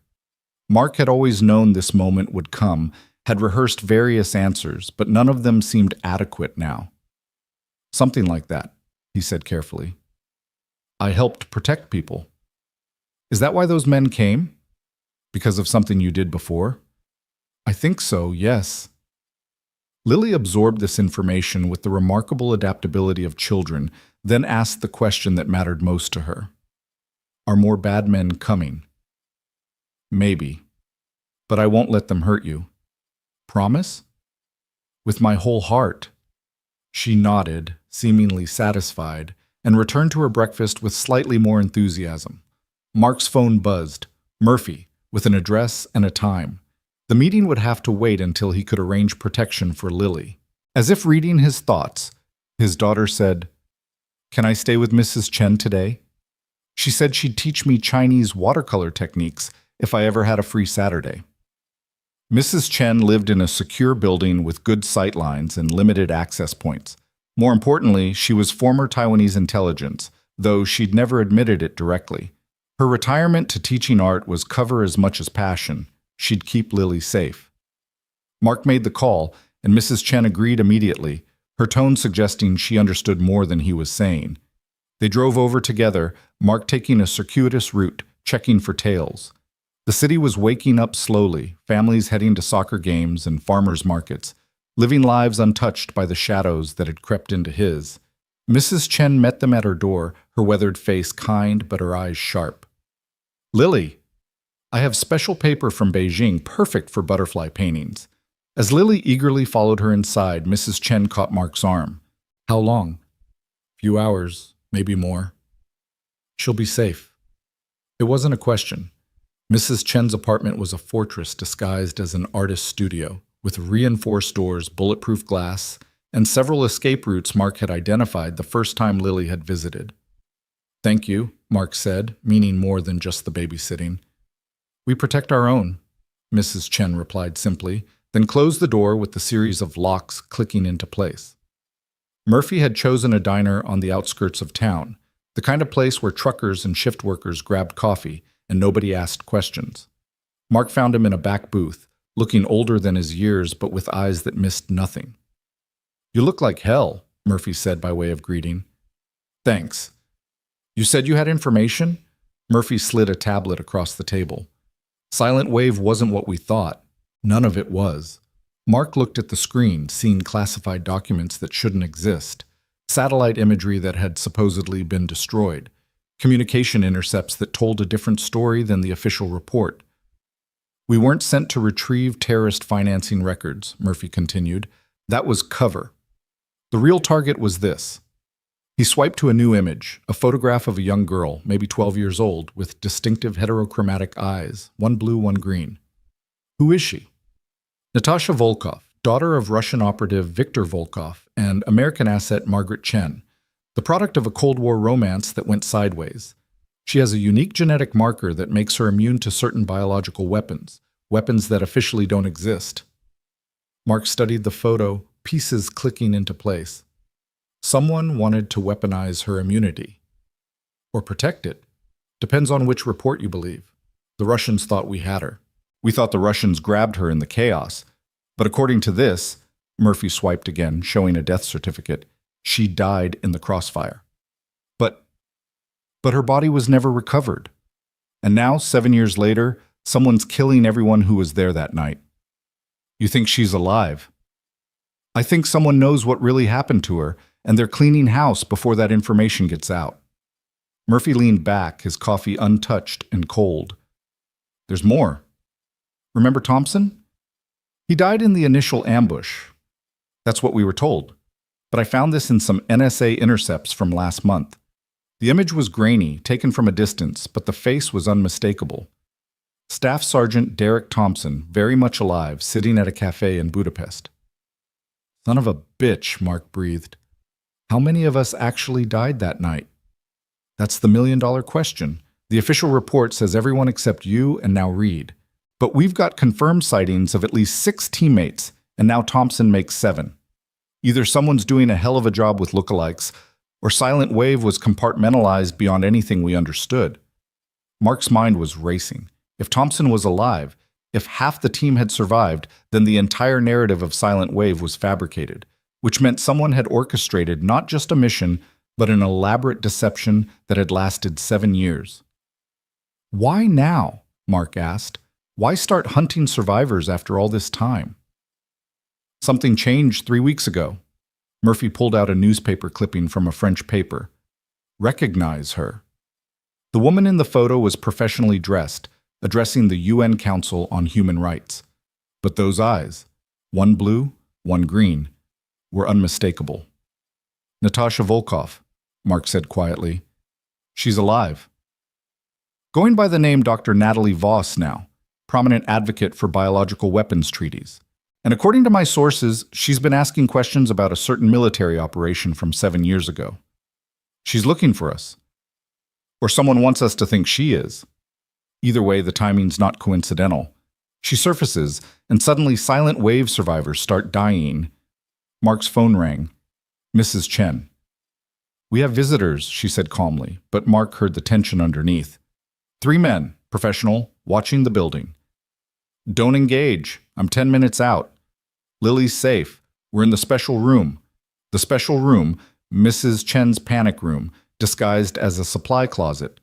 Mark had helped her design it, never thinking it would be needed. Murphy, I need backup. Now. Already moving, Murphy said, pulling out his phone and sending rapid texts. I've got assets nearby. They'll provide overwatch. They took Murphy's vehicle, a modified SUV with armor plating and run-flat tires. As they drove, Mark checked his weapons, the Glock 19 he always carried, a backup .38, and the knife that had saved his life more times than he could count. This is escalating fast, Murphy observed, taking corners at speeds that should have been reckless, but somehow weren't. They're targeting pressure points. First the school, then the community center, now this. They're trying to force me into the open. Or they're trying to grab leverage. Murphy's expression was grim. Your daughter's the only thing that could make you cooperate with whatever they want. They reached Mrs. Chen's building to find it surrounded by an unusual amount of activity. Food delivery trucks that weren't delivering food, utility workers who moved wrong for their supposed jobs, pedestrians who paid too much attention to their phones while watching the building. At least 6 assets, Murphy counted. This isn't a grab team. It's a containment operation. They're not trying to get in, Mark realized. They're making sure we can't get out. His phone rang. Unknown number. Master Chief Dalton. The voice was cultured, European accent, probably Eastern European. I believe you have something that belongs to me. I don't know what you're talking about. The drive from Silent Wave. The real one, not the decoy you gave your handlers. I know you kept it as insurance. I'm willing to trade for it.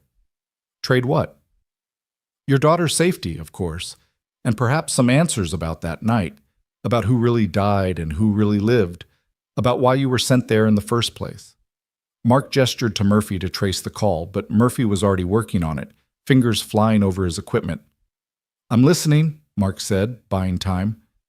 The girl you were sent to retrieve, she was never the real objective. She was bait.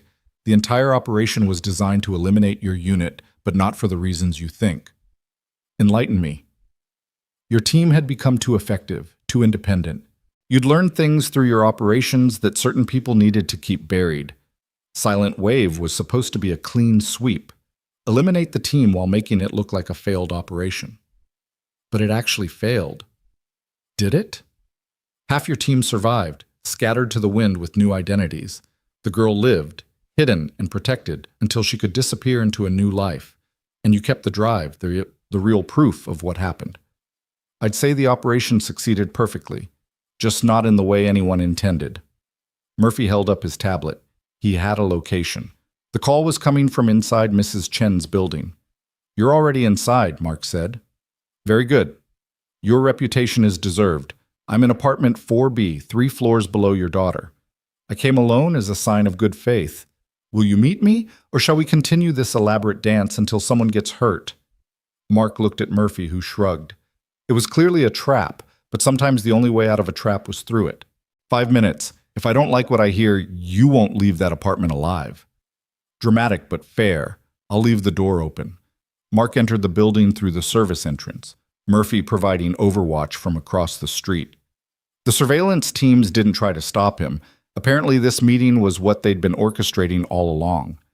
Apartment 4B was modest but strategically located, with good views of both the street and the building's main entrance. The door was indeed open. Mark entered with his weapon drawn, finding a single man sitting casually in an armchair, hands visible, no apparent weapons. He was older, perhaps 60, with silver hair and the kind of face that could blend into any European city. But his eyes were distinctive, cold, intelligent, and familiar. Viktor Volkov, Mark said. Natasha's father. Former father. She believes I'm dead, which is for the best. Volkov gestured to a chair across from him. Please sit. We have much to discuss and little time. Talk. 7 years ago, my daughter was taken by people who wanted to use her unique genetics for weapons development. Both our governments sent teams to retrieve her. Yours got there first, but the extraction went wrong. We were ambushed. No, you were betrayed. By your own handler, the same person who's now hunting the survivors. Mark kept his expression neutral, but inside, pieces were falling into place. Their handler for Silent Wave had been Colonel David Morrison, a man who'd disappeared after the operation, supposedly killed in a car accident 2 months later. Morrison's dead, Mark said. David Morrison is dead. But the man you knew as Morrison is very much alive. His real name is Dmitry Kozlov, a double agent who'd been playing both sides for years. Bullshit. Volkov pulled out a tablet, showed Mark a series of photographs. Morrison at various stages of his career, but with subtle differences. Scars that appeared and disappeared, facial features that didn't quite match when examined closely. He used doubles, body modifications, an entire constructed identity. The real Morrison died 15 years ago. Kozlov took his place and used his position to manipulate operations for his own agenda. Which was? Power, information, control. Your team had uncovered pieces of his network through various operations. Silent Wave was his solution. Eliminate everyone who might expose him while acquiring my daughter as a bargaining chip. But it failed. Thanks to you. You called the abort, got half your team out. More importantly, you secured the real intelligence, not just the financial records, but the communication intercepts that proved Morrison was compromised. Mark thought about the drive hidden in his safe. He'd never fully analyzed its contents, keeping it only as insurance. Now he wondered what else was on it. Why should I believe you? Because I'm not asking for the drive. I'm asking for your help. Volkov leaned forward. My daughter doesn't know who she really is. She's built a life as Natalie Voss, believes her parents died when she was young.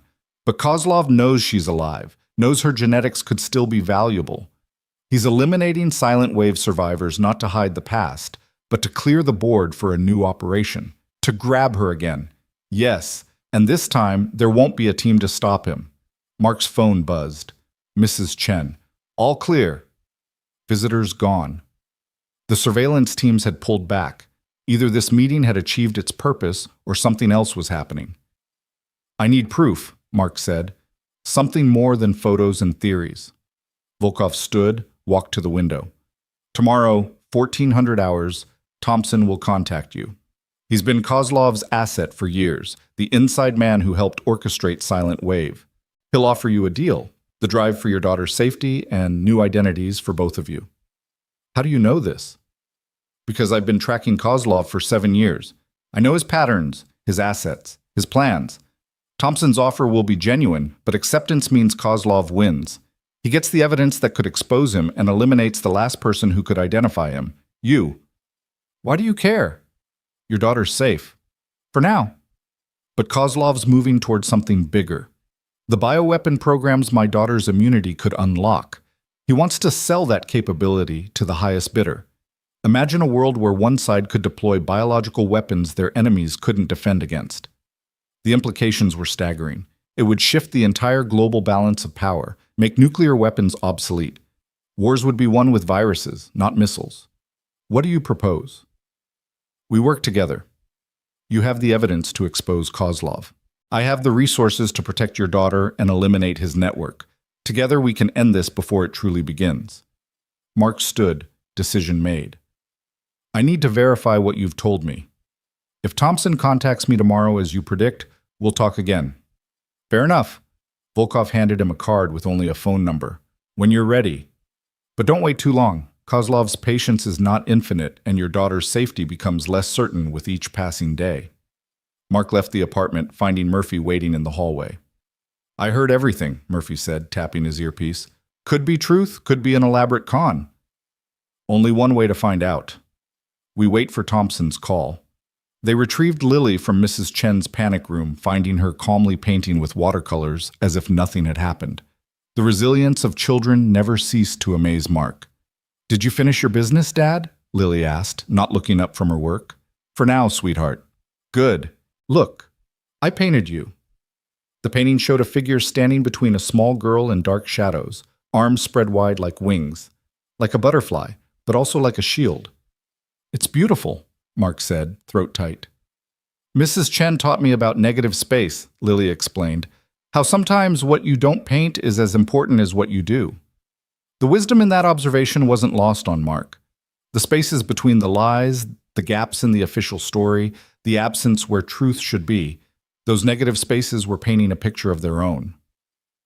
That evening, back at home with security measures tripled and Murphy's team providing discreet surveillance, Mark finally opened the drive from Silent Wave.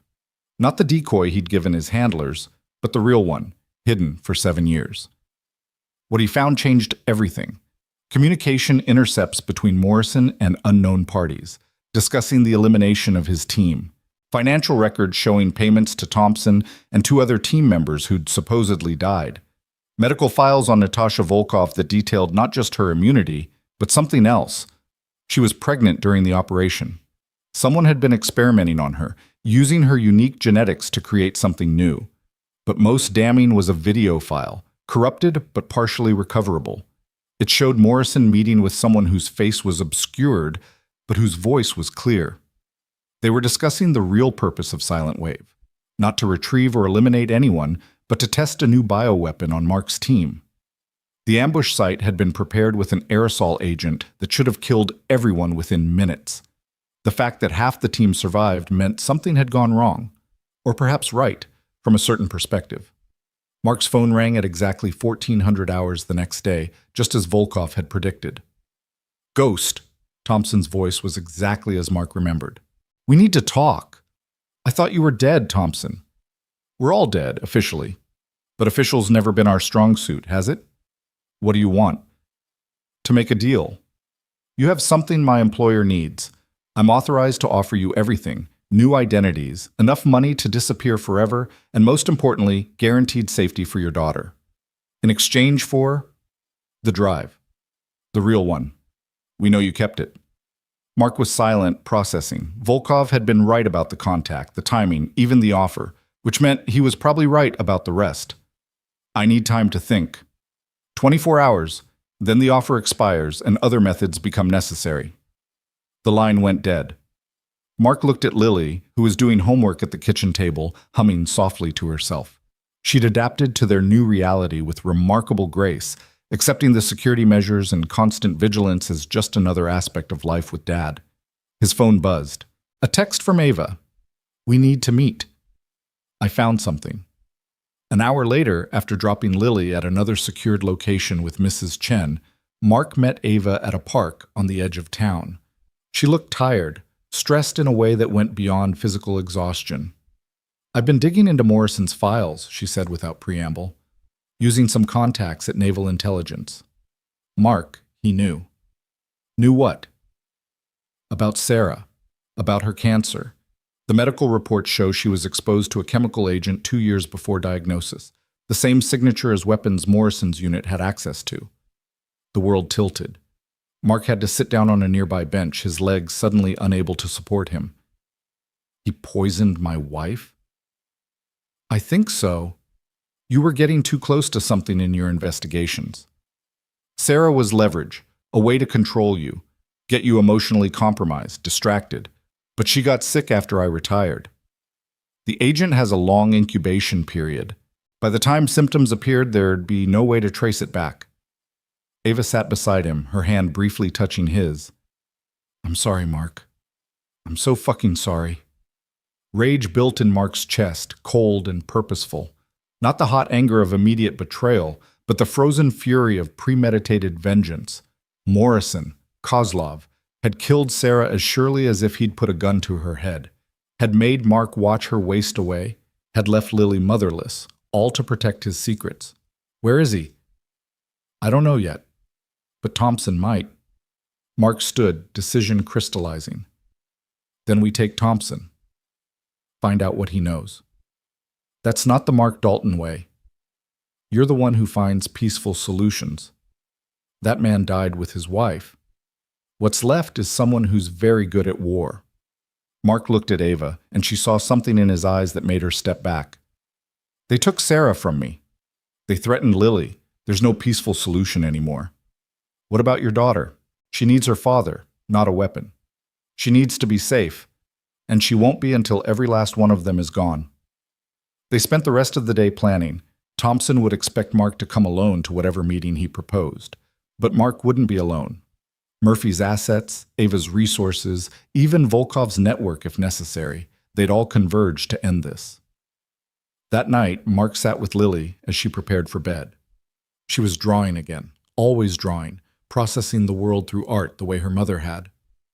"Dad," she said suddenly, "are you going to have to go away?" The question caught him off guard. "What makes you ask that?" "You have the same look Mom had before she went to the hospital the last time. Like you're saying goodbye." Mark pulled her into his arms, holding her tight. "I'm not going anywhere, Butterfly. I promise. But you might have to fight the bad men." "Maybe. Will you win?" Mark thought about all the training, all the operations, all the times he'd walked into hell and walked back out. But this was different. This was personal. "Yes," he said simply, "I'll win." "Good."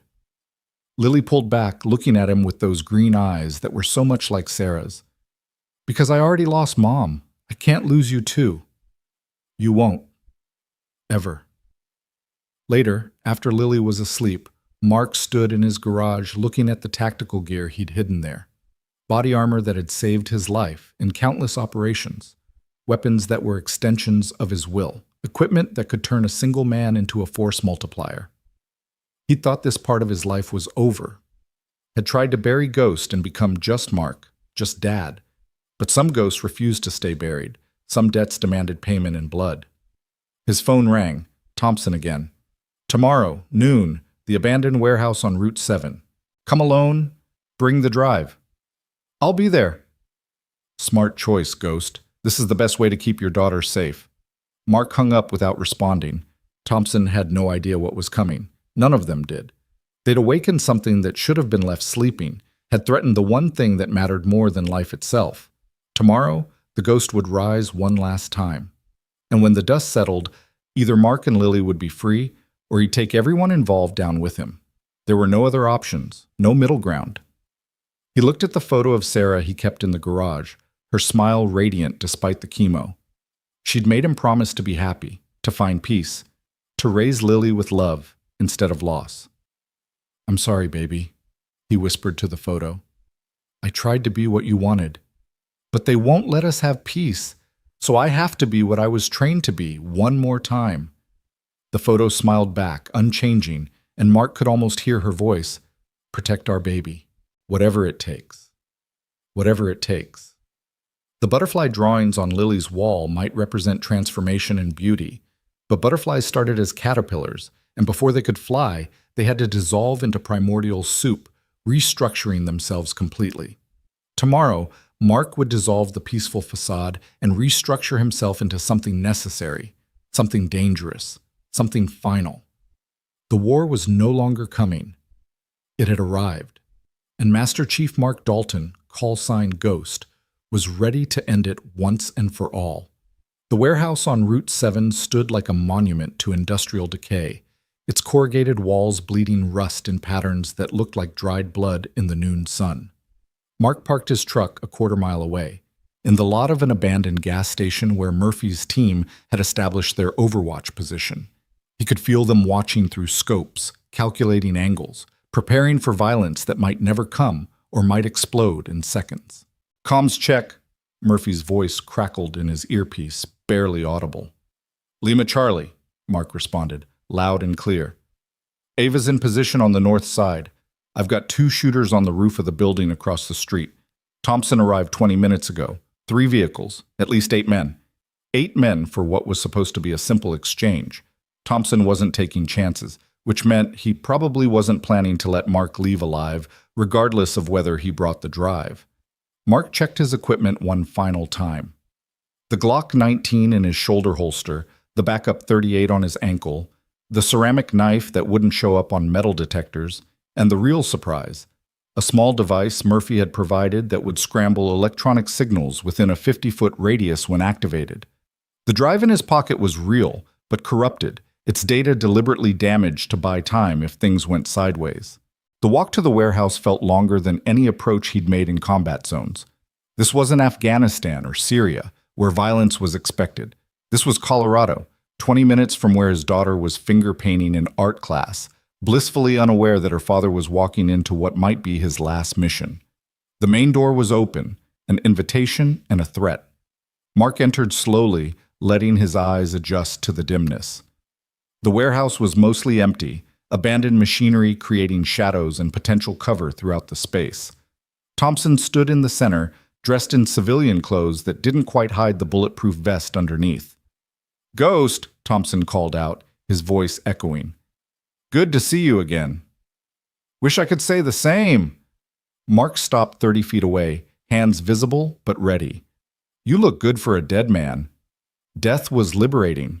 No more orders, no more conscience, just purpose and profit. "Is that what you call betraying your brothers? Purpose?" Thompson's expression hardened. "We were tools, Ghost. Expendable assets in games we never understood. I just chose to switch sides before they could discard me." "They? You mean Morrison, among others." Thompson gestured to his men who emerged from behind machinery and shadows, weapons not quite pointed at Mark, but ready. "The drive, Ghost. That's all we want. Hand it over and you walk away." "What about the others? Rodriguez, Petrov, Chen? Your new friends killed them all. Loose ends, but you're different. You have a daughter, something to live for. They respect that, believe it or not." Mark pulled out the drive, holding it up so Thompson could see it. "This little thing caused all this death?" "That little thing could destroy careers, topple governments, start wars, or prevent them in the right hands. Whose hands would those be? Does it matter? You're out, remember? Just a dad in Colorado who wants to raise his daughter in peace." It was the callback to Mark's own words that made him realize Thompson had been listening, probably for years. Every conversation near a phone, every moment of perceived privacy, all of it compromised. "You've been watching us," Mark said. It wasn't a question. "Morrison's orders. Keep tabs on the survivors. Make sure nobody talked. You were so good, Ghost. 3 years of being nobody. If that reporter hadn't started digging into Silent Wave, if Volkov's daughter hadn't surfaced, you could have stayed dead forever. But the past has a way of refusing to stay buried. Morrison needs that drive destroyed, needs the last witnesses eliminated. It's nothing personal." "You poisoned Sarah," Mark said quietly. "You made it personal." Thompson's expression flickered, something that might have been regret passing across his features. "That wasn't me. Morrison acted alone on that. I didn't even know until after she died. But you knew eventually, and you said nothing. What would have been the point? She was already gone." Mark felt the rage building again, cold and purposeful. Sarah's death hadn't just been collateral damage. It had been a calculated move in a game he hadn't even known he was playing. "The drive," Thompson said, extending his hand. "Let's end this, Ghost. You don't want to die here. Think of Lily." "I am thinking of her." Mark tossed the drive, a gentle underhand throw that Thompson caught easily. "That's all I've been thinking about." Thompson pulled out a scanner, checking the drive's authenticity. The device beeped green. It recognized the encryption signature, confirmed it as genuine. What it couldn't detect was the corrupted data within, the careful damage Murphy had inflicted that would make the files unreadable. "Smart man," Thompson said, pocketing the drive. "Now turn around and walk away. Disappear again. Take your daughter and find another quiet town where—" The window exploded, not from a bullet, but from a smoke grenade that filled the warehouse with thick white clouds. Mark dropped immediately, rolling behind a rusted conveyor belt as automatic weapons fire erupted from multiple directions. This wasn't Murphy's team. They would have warned him. Through the smoke, Mark saw muzzle flashes from the catwalks above. Thompson's men were falling, tactical precision taking them apart. Someone else had crashed the party, someone with professional training and murderous intent. "Ambush!" Thompson screamed, finding cover behind a concrete pillar. "Morrison, you bastard!" The betrayal in Thompson's voice told Mark everything. Morrison, Kozlov, had decided to clean house completely. No witnesses, no loose ends, just bodies in an abandoned warehouse that would make the news as a gang conflict or drug deal gone wrong. Mark activated the signal scrambler, killing communications for everyone within 50 feet. Then he moved, using the smoke and chaos as cover. One of Thompson's men stumbled past, disoriented. Mark took him down with a chokehold, acquiring his weapon, an MP5 with a full magazine. The smoke was starting to clear, revealing the new players. 6 operators in black tactical gear, no insignia, moving with the coordinated efficiency of special forces. They were systematically eliminating Thompson's team, but Mark noticed they were being careful not to hit him. Orders to take him alive, probably. They needed to confirm the drive was destroyed before killing him. "Ghost!" Thompson's voice cut through the gunfire. "Morrison played us both!" Mark found Thompson pinned down, bleeding from a shoulder wound, his men dead or dying around him. Their eyes met across the chaos, 2 warriors who'd been on opposite sides now facing a common enemy. "Sarah," Mark called out. "Tell me about Sarah." "Not now!" Thompson fired at an advancing operator, forcing him back. "Now or I let them take you." Thompson grimaced, pressing against his wound. It was a long-term agent, something Morrison developed off the books. Untraceable after 2 years, he used it on 3 other targets before Sarah, people who knew too much or asked the wrong questions. Who else knows? Nobody. Morrison kept that close. But there's an antidote, or was. He had to test it to make sure the poison worked. Mark processed this, filed it away. Then he made a choice that would have seemed impossible minutes ago. He moved to Thompson's position, laying down covering fire. "Why?" Thompson gasped. "Because the enemy of my enemy is useful until he's not." Mark handed him a fresh magazine. "Can you move?" "Yeah." "Then move." South exit, stay low. They fought their way through the warehouse, an unlikely alliance born of necessity. Mark's training took over, his body remembering patterns drilled into muscle memory through countless operations. The MP5 was an extension of his will, each burst precise, economical. One of the operators got too close. Mark took him down with the ceramic knife, a quick thrust between armor plates. The man dropped, gurgling through his throat mic. Mark took his radio, hearing the chatter. "Target 1 is mobile, Target 2 is with him. Confirm orders?" "Take them both," a voice replied. Not Morrison, someone else, younger, American accent with a slight Eastern European undertone. "The drive is priority. Everything else is cleanup." Mark and Thompson reached the south exit, but it was blocked. 2 more operators, weapons trained on the door. Mark pulled Thompson back just as bullets shredded the space they'd occupied. "Trapped," Thompson said, his face pale from blood loss. Mark was calculating options when he heard it. The distinctive sound of a Barrett .50 caliber rifle. One of the operators blocking their exit simply ceased to exist from the chest up, the massive round turning him into mist. The second dove for cover, but a follow-up shot punched through the wall and found him anyway. "Murphy," Mark breathed. His overwatch had brought the heavy hardware. They burst through the exit into blinding sunlight. Ava was there with a vehicle, engine running. "Get in!" Mark shoved Thompson into the back, then climbed in as Ava floored it. Behind them, the warehouse erupted in flames. Someone had decided to destroy all evidence. "The drive," Thompson gasped. "They'll check the drive." "Let them," Mark said. "It'll take their best technicians hours to realize the data's corrupted. By then, we'll be gone." "We?"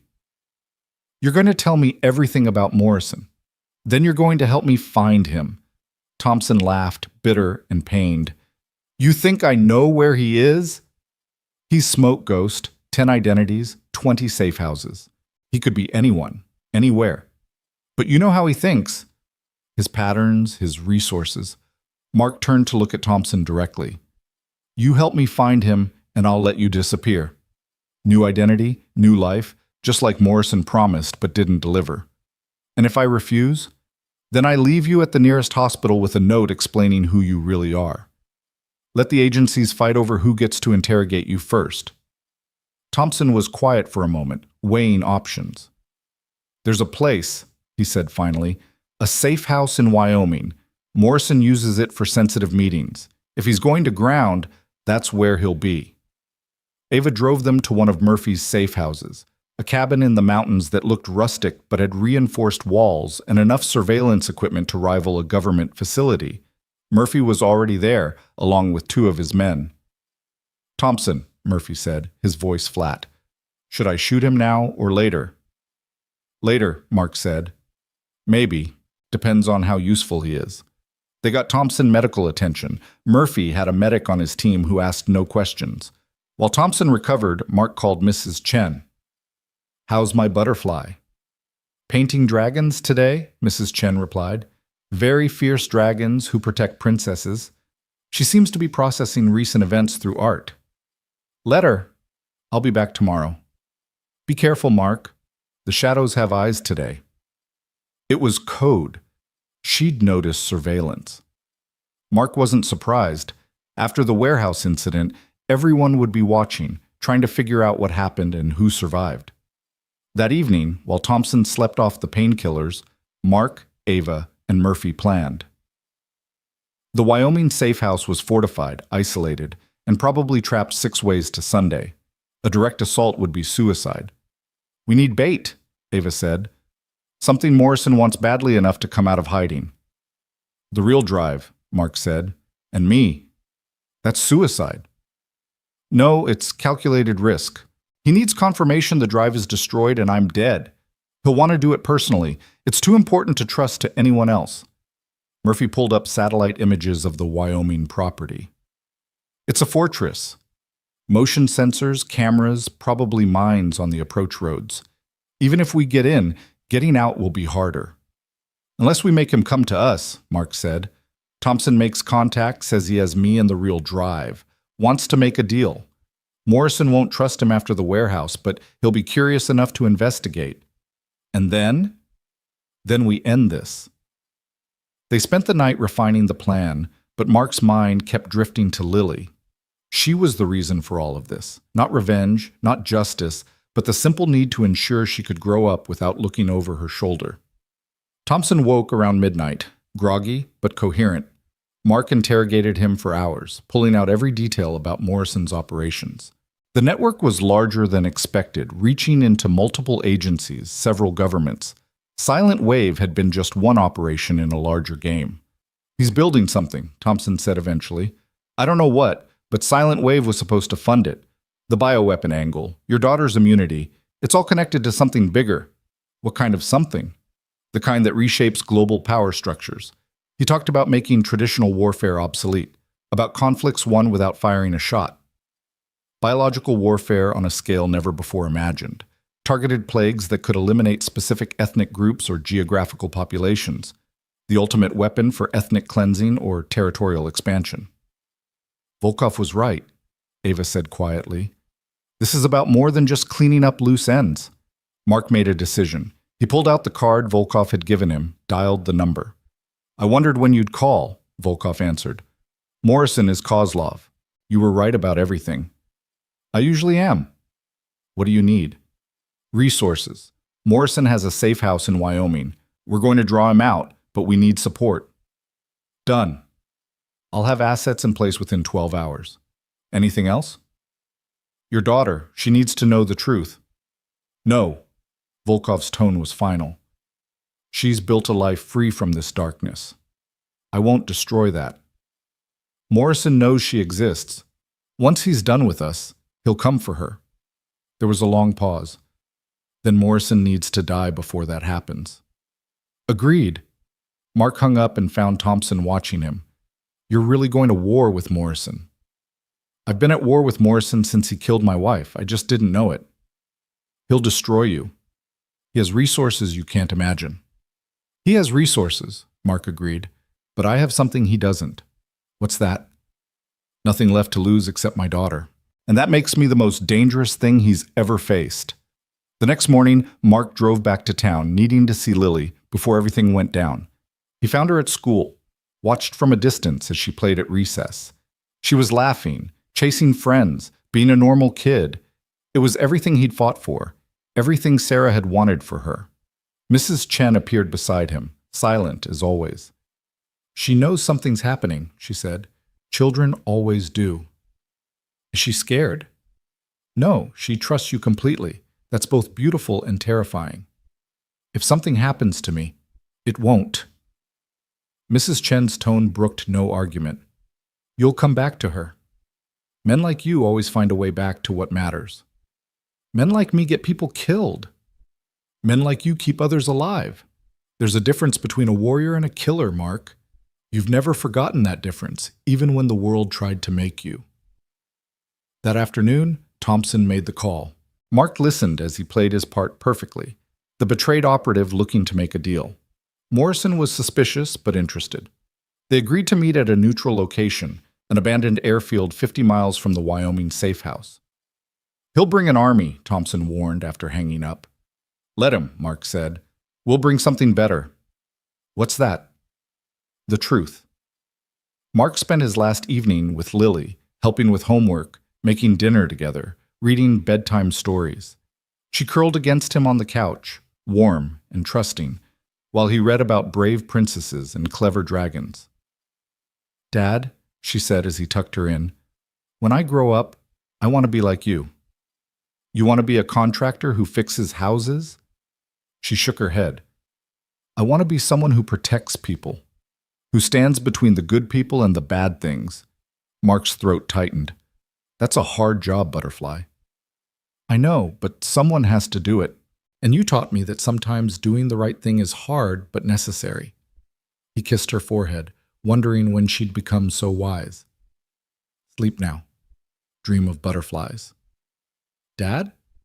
You'll come back, right? From whatever you have to do tomorrow?" He wanted to lie, to give her the comfort of certainty, but she deserved better than comfortable lies.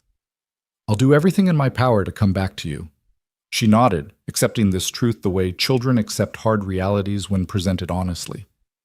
"Okay, but if you can't, I'll be okay.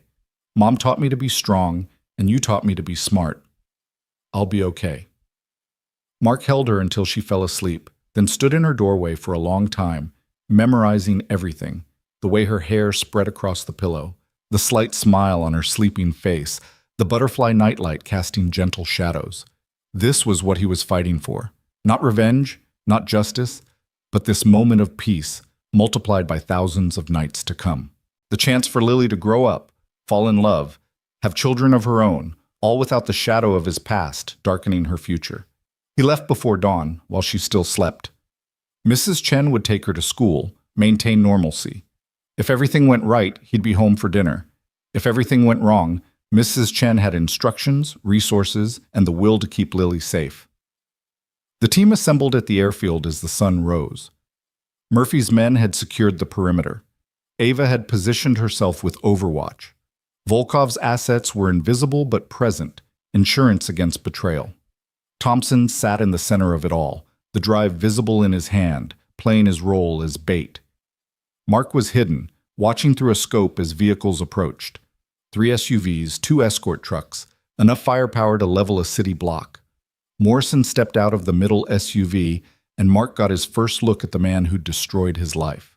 He looked ordinary, medium height, medium build, the kind of face you'd forget 5 minutes after meeting. The perfect spy's appearance, but his movements were wrong. Too smooth, too practiced. This wasn't Morrison. It was another double, another layer of deception.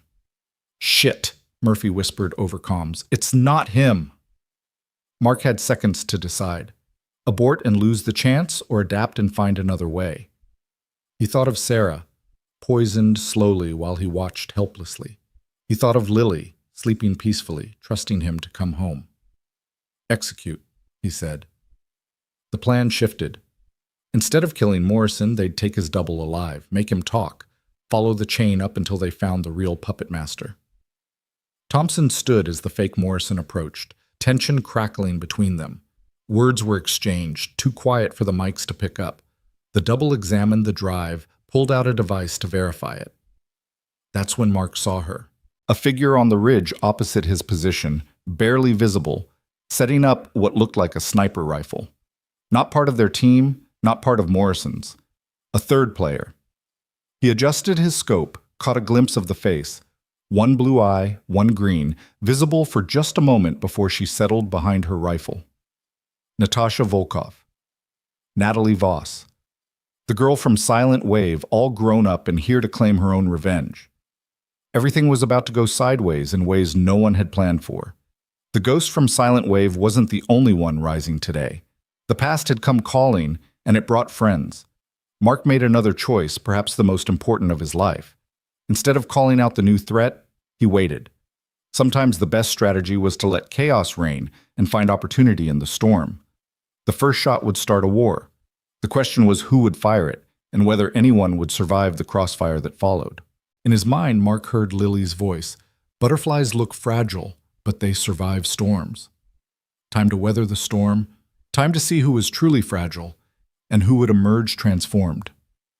The morning sun climbed higher, casting long shadows across the airfield. Somewhere in those shadows, death waited patiently. It had waited 7 years since Silent Wave. It could wait a few seconds more. The shot never came. Instead, Natasha Volkov lowered her rifle and spoke into a radio Mark hadn't known she had. Her voice carried across the airfield through hidden speakers, clear and accented with carefully cultivated neutrality. Hello, Morrison, or should I say, whoever is pretending to be Morrison today. The double froze, his hand halfway to his weapon. Thompson stepped back, confusion evident on his face. This wasn't part of anyone's plan. You don't remember me, Natasha continued, but I remember you. 7 years ago, you had me in a cage, running tests, extracting blood, treating me like a laboratory rat. You told me my genetics would change the world. You were right, just not in the way you imagined. Mark watched through his scope as Morrison's men formed a defensive perimeter, weapons raised but uncertain where to aim. The voice seemed to come from everywhere and nowhere. I have something you want, Natasha said. The complete files from Silent Wave. Not just the financial records, but the medical data, the test results, everything about the bioweapon program you thought died with that operation. The double pulled out a phone, presumably calling the real Morrison for instructions. Mark could see his lips moving rapidly, panic creeping into his controlled facade. You have 30 seconds to decide, Natasha announced. Meet me alone at the coordinates I'm sending to Thompson's phone, or I release everything to the media. Every major news outlet, every intelligence agency, every government that would be interested in knowing about America's illegal bioweapons program. Thompson's phone buzzed. He looked at it, then at the double. She's not bluffing. These are GPS coordinates about 3 miles north. The double listened to his phone for another moment, then nodded. We accept. But if this is a trap, everything's a trap, Natasha interrupted. The question is whether you're smart enough to navigate it. The speakers went silent. Mark watched as the convoy reorganized, most of the vehicles staying at the airfield, while the double and 2 guards headed north. This was his chance. All teams, hold position, Mark commanded through comms. Let this play out. Ghost, what the hell is happening? Murphy demanded. The past is having a conversation with itself. We watch, we wait, and we adapt. Mark moved through the terrain like his call sign suggested, a ghost flickering between cover, paralleling the convoy's route. Ava did the same from her position, both of them converging on the coordinates Natasha had provided. The location was an old ranger station, abandoned for decades but strategically positioned with clear sightlines in all directions. Natasha stood in front of it, no longer hiding, wearing civilian clothes that somehow made her look more dangerous than tactical gear would have. The heterochromatic eyes that had identified her as a child now gave her an otherworldly appearance, as if she existed in 2 realities simultaneously. The double approached cautiously, his guards flanking him. Miss Volkov, I presume? Dr. Voss, she corrected. Natasha Volkov died in Silent Wave. I'm what rose from her ashes. Poetic. Now, about these files. First, we discuss terms. Natasha pulled out a tablet, its screen showing what appeared to be medical data. Do you know what you actually created with your experiments on me? The double maintained his poker face. We were investigating genetic immunity to certain biological agents. You were trying to weaponize my immunity to create targeted bioweapons that would only affect specific populations. But you failed to understand the full implications of my genetics. She turned the tablet toward him. My blood doesn't just provide immunity. It can be synthesized into a universal antidote for your entire bioweapon arsenal. Mark heard Murphy's sharp intake of breath through comms. If true, this changed everything. The power to create unstoppable bioweapons meant nothing if your enemy had the antidote.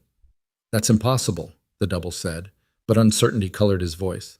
Your scientists thought so too, until I proved them wrong.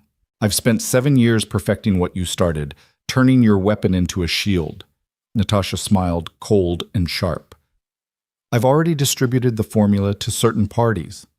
Insurance, you understand. What do you want? I want Morrison, the real one.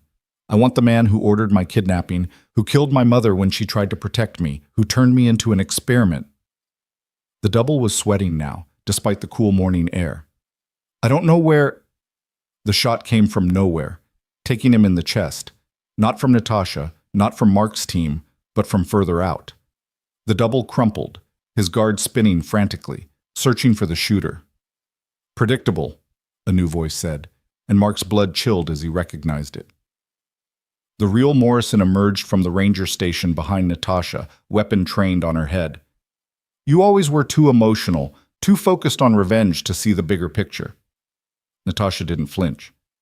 Hello, Dmitri, or do you prefer Morrison today? I prefer to be addressed as the person holding a gun to your head. Mark had a clear shot, but held his fire. Something about Natasha's posture, her complete lack of fear, made him wait. You think you're the only one who's been planning for 7 years? Natasha asked. Check your phone. Morrison frowned but pulled out his device one-handed. Whatever he saw on the screen made his face pale. That's a live feed from your Wyoming safe house, Natasha explained conversationally. Notice anything missing? Like the $5 million in cash you had hidden in the basement, or the servers containing your operational data, or the 3 body doubles you had stationed there. Impossible.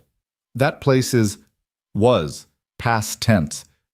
Your security is only as good as the people you trust, and you've betrayed so many people, Dmitri. Some of them have been waiting years for payback. Mark understood now. This entire meeting was a distraction, keeping Morrison's attention here while Volkov's teams cleaned out his resources. The daughter had inherited her father's strategic mind. Morrison pressed the gun harder against Natasha's head. You've made a fatal mistake. Have I? She turned slowly, facing him directly, the gun now against her forehead. Go ahead. Shoot.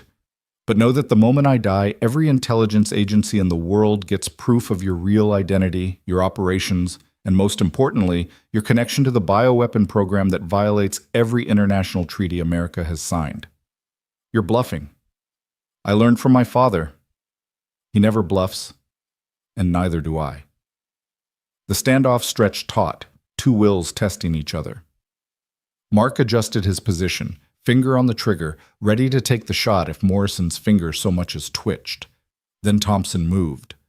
The wounded traitor had been forgotten in the drama, assumed to be neutralized. But he'd crawled to one of the dead guard's weapons, and now he raised it, not at Morrison or Natasha, but at the tree line where he'd correctly guessed Mark was positioned. Ghost, he shouted. I know you're there. Morrison, the real prize isn't her, it's him. Mark Dalton has the original drive, the one with evidence about Sarah's poisoning. Everything happened at once. Morrison swung his weapon toward Mark's position.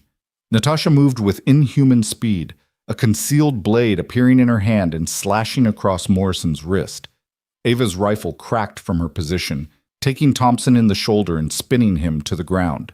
Mark broke cover, moving toward the chaos, but Morrison was already adapting. Even wounded, he was dangerous, pulling a second weapon with his offhand. The shot was wild, but close enough to force Mark to dive behind a rusted truck. Everyone stop! Murphy's voice boomed across the clearing, and Mark realized his backup had arrived. A dozen men emerged from concealment, weapons trained on everyone.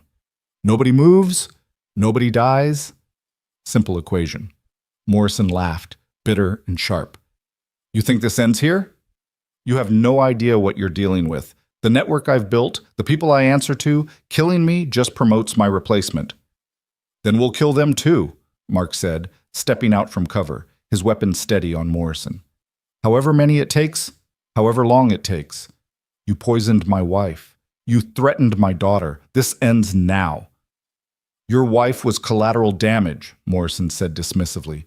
"A necessary sacrifice for—" The rage Mark had been controlling for days finally broke free. He crossed the distance in 3 strides, his fist connecting with Morrison's jaw before anyone could react. Morrison went down hard, and Mark followed, pinning him, his hands finding the man's throat. "Mark, no!" Ava shouted, but Mark was beyond hearing. This was the man who'd made him watch Sarah waste away, who'd stolen Lily's mother, who'd turned their life into a battlefield. It was Natasha who stopped him, her hand gentle on his shoulder. "He's not worth it. Your daughter needs a father, not a killer."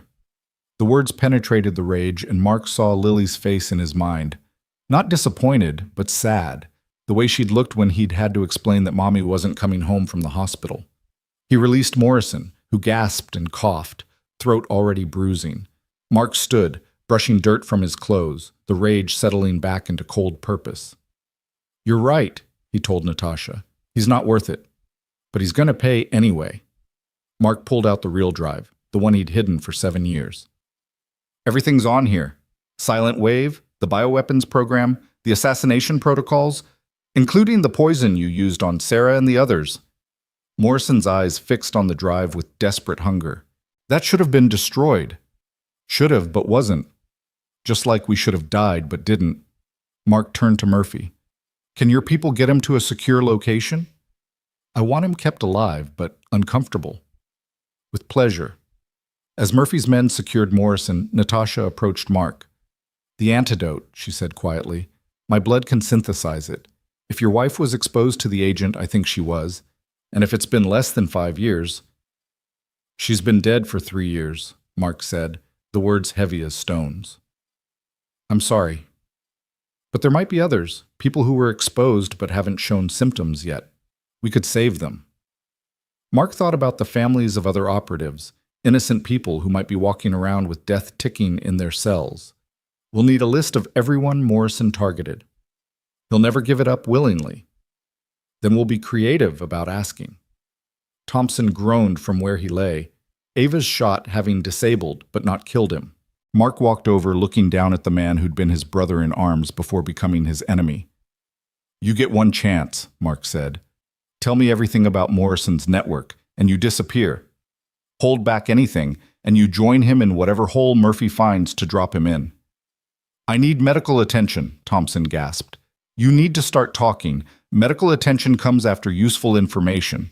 For the next hour, Thompson talked. Names, dates, operations, safe houses, bank accounts. A network spanning 3 continents and involving players at the highest levels of government and private military contractors. Morrison hadn't been working alone. He'd been the American arm of something larger, something international. "They called it the Prometheus Project," Thompson wheezed. "Stealing fire from the gods, except the fire was biological warfare capability. Every major power wanted it, but nobody wanted to be caught developing it.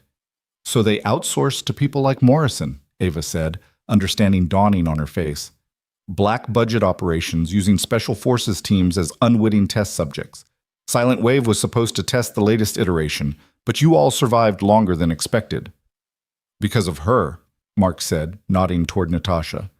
"Her genetics provided partial immunity even through proximity." Natasha's expression was unreadable. "I was the control group, the constant variable in their experiment." "You were a child," Mark said firmly. "Whatever they used you for, it wasn't your choice or your fault." She met his eyes, and for a moment the composed doctor's mask slipped, revealing the frightened 12-year-old she'd been.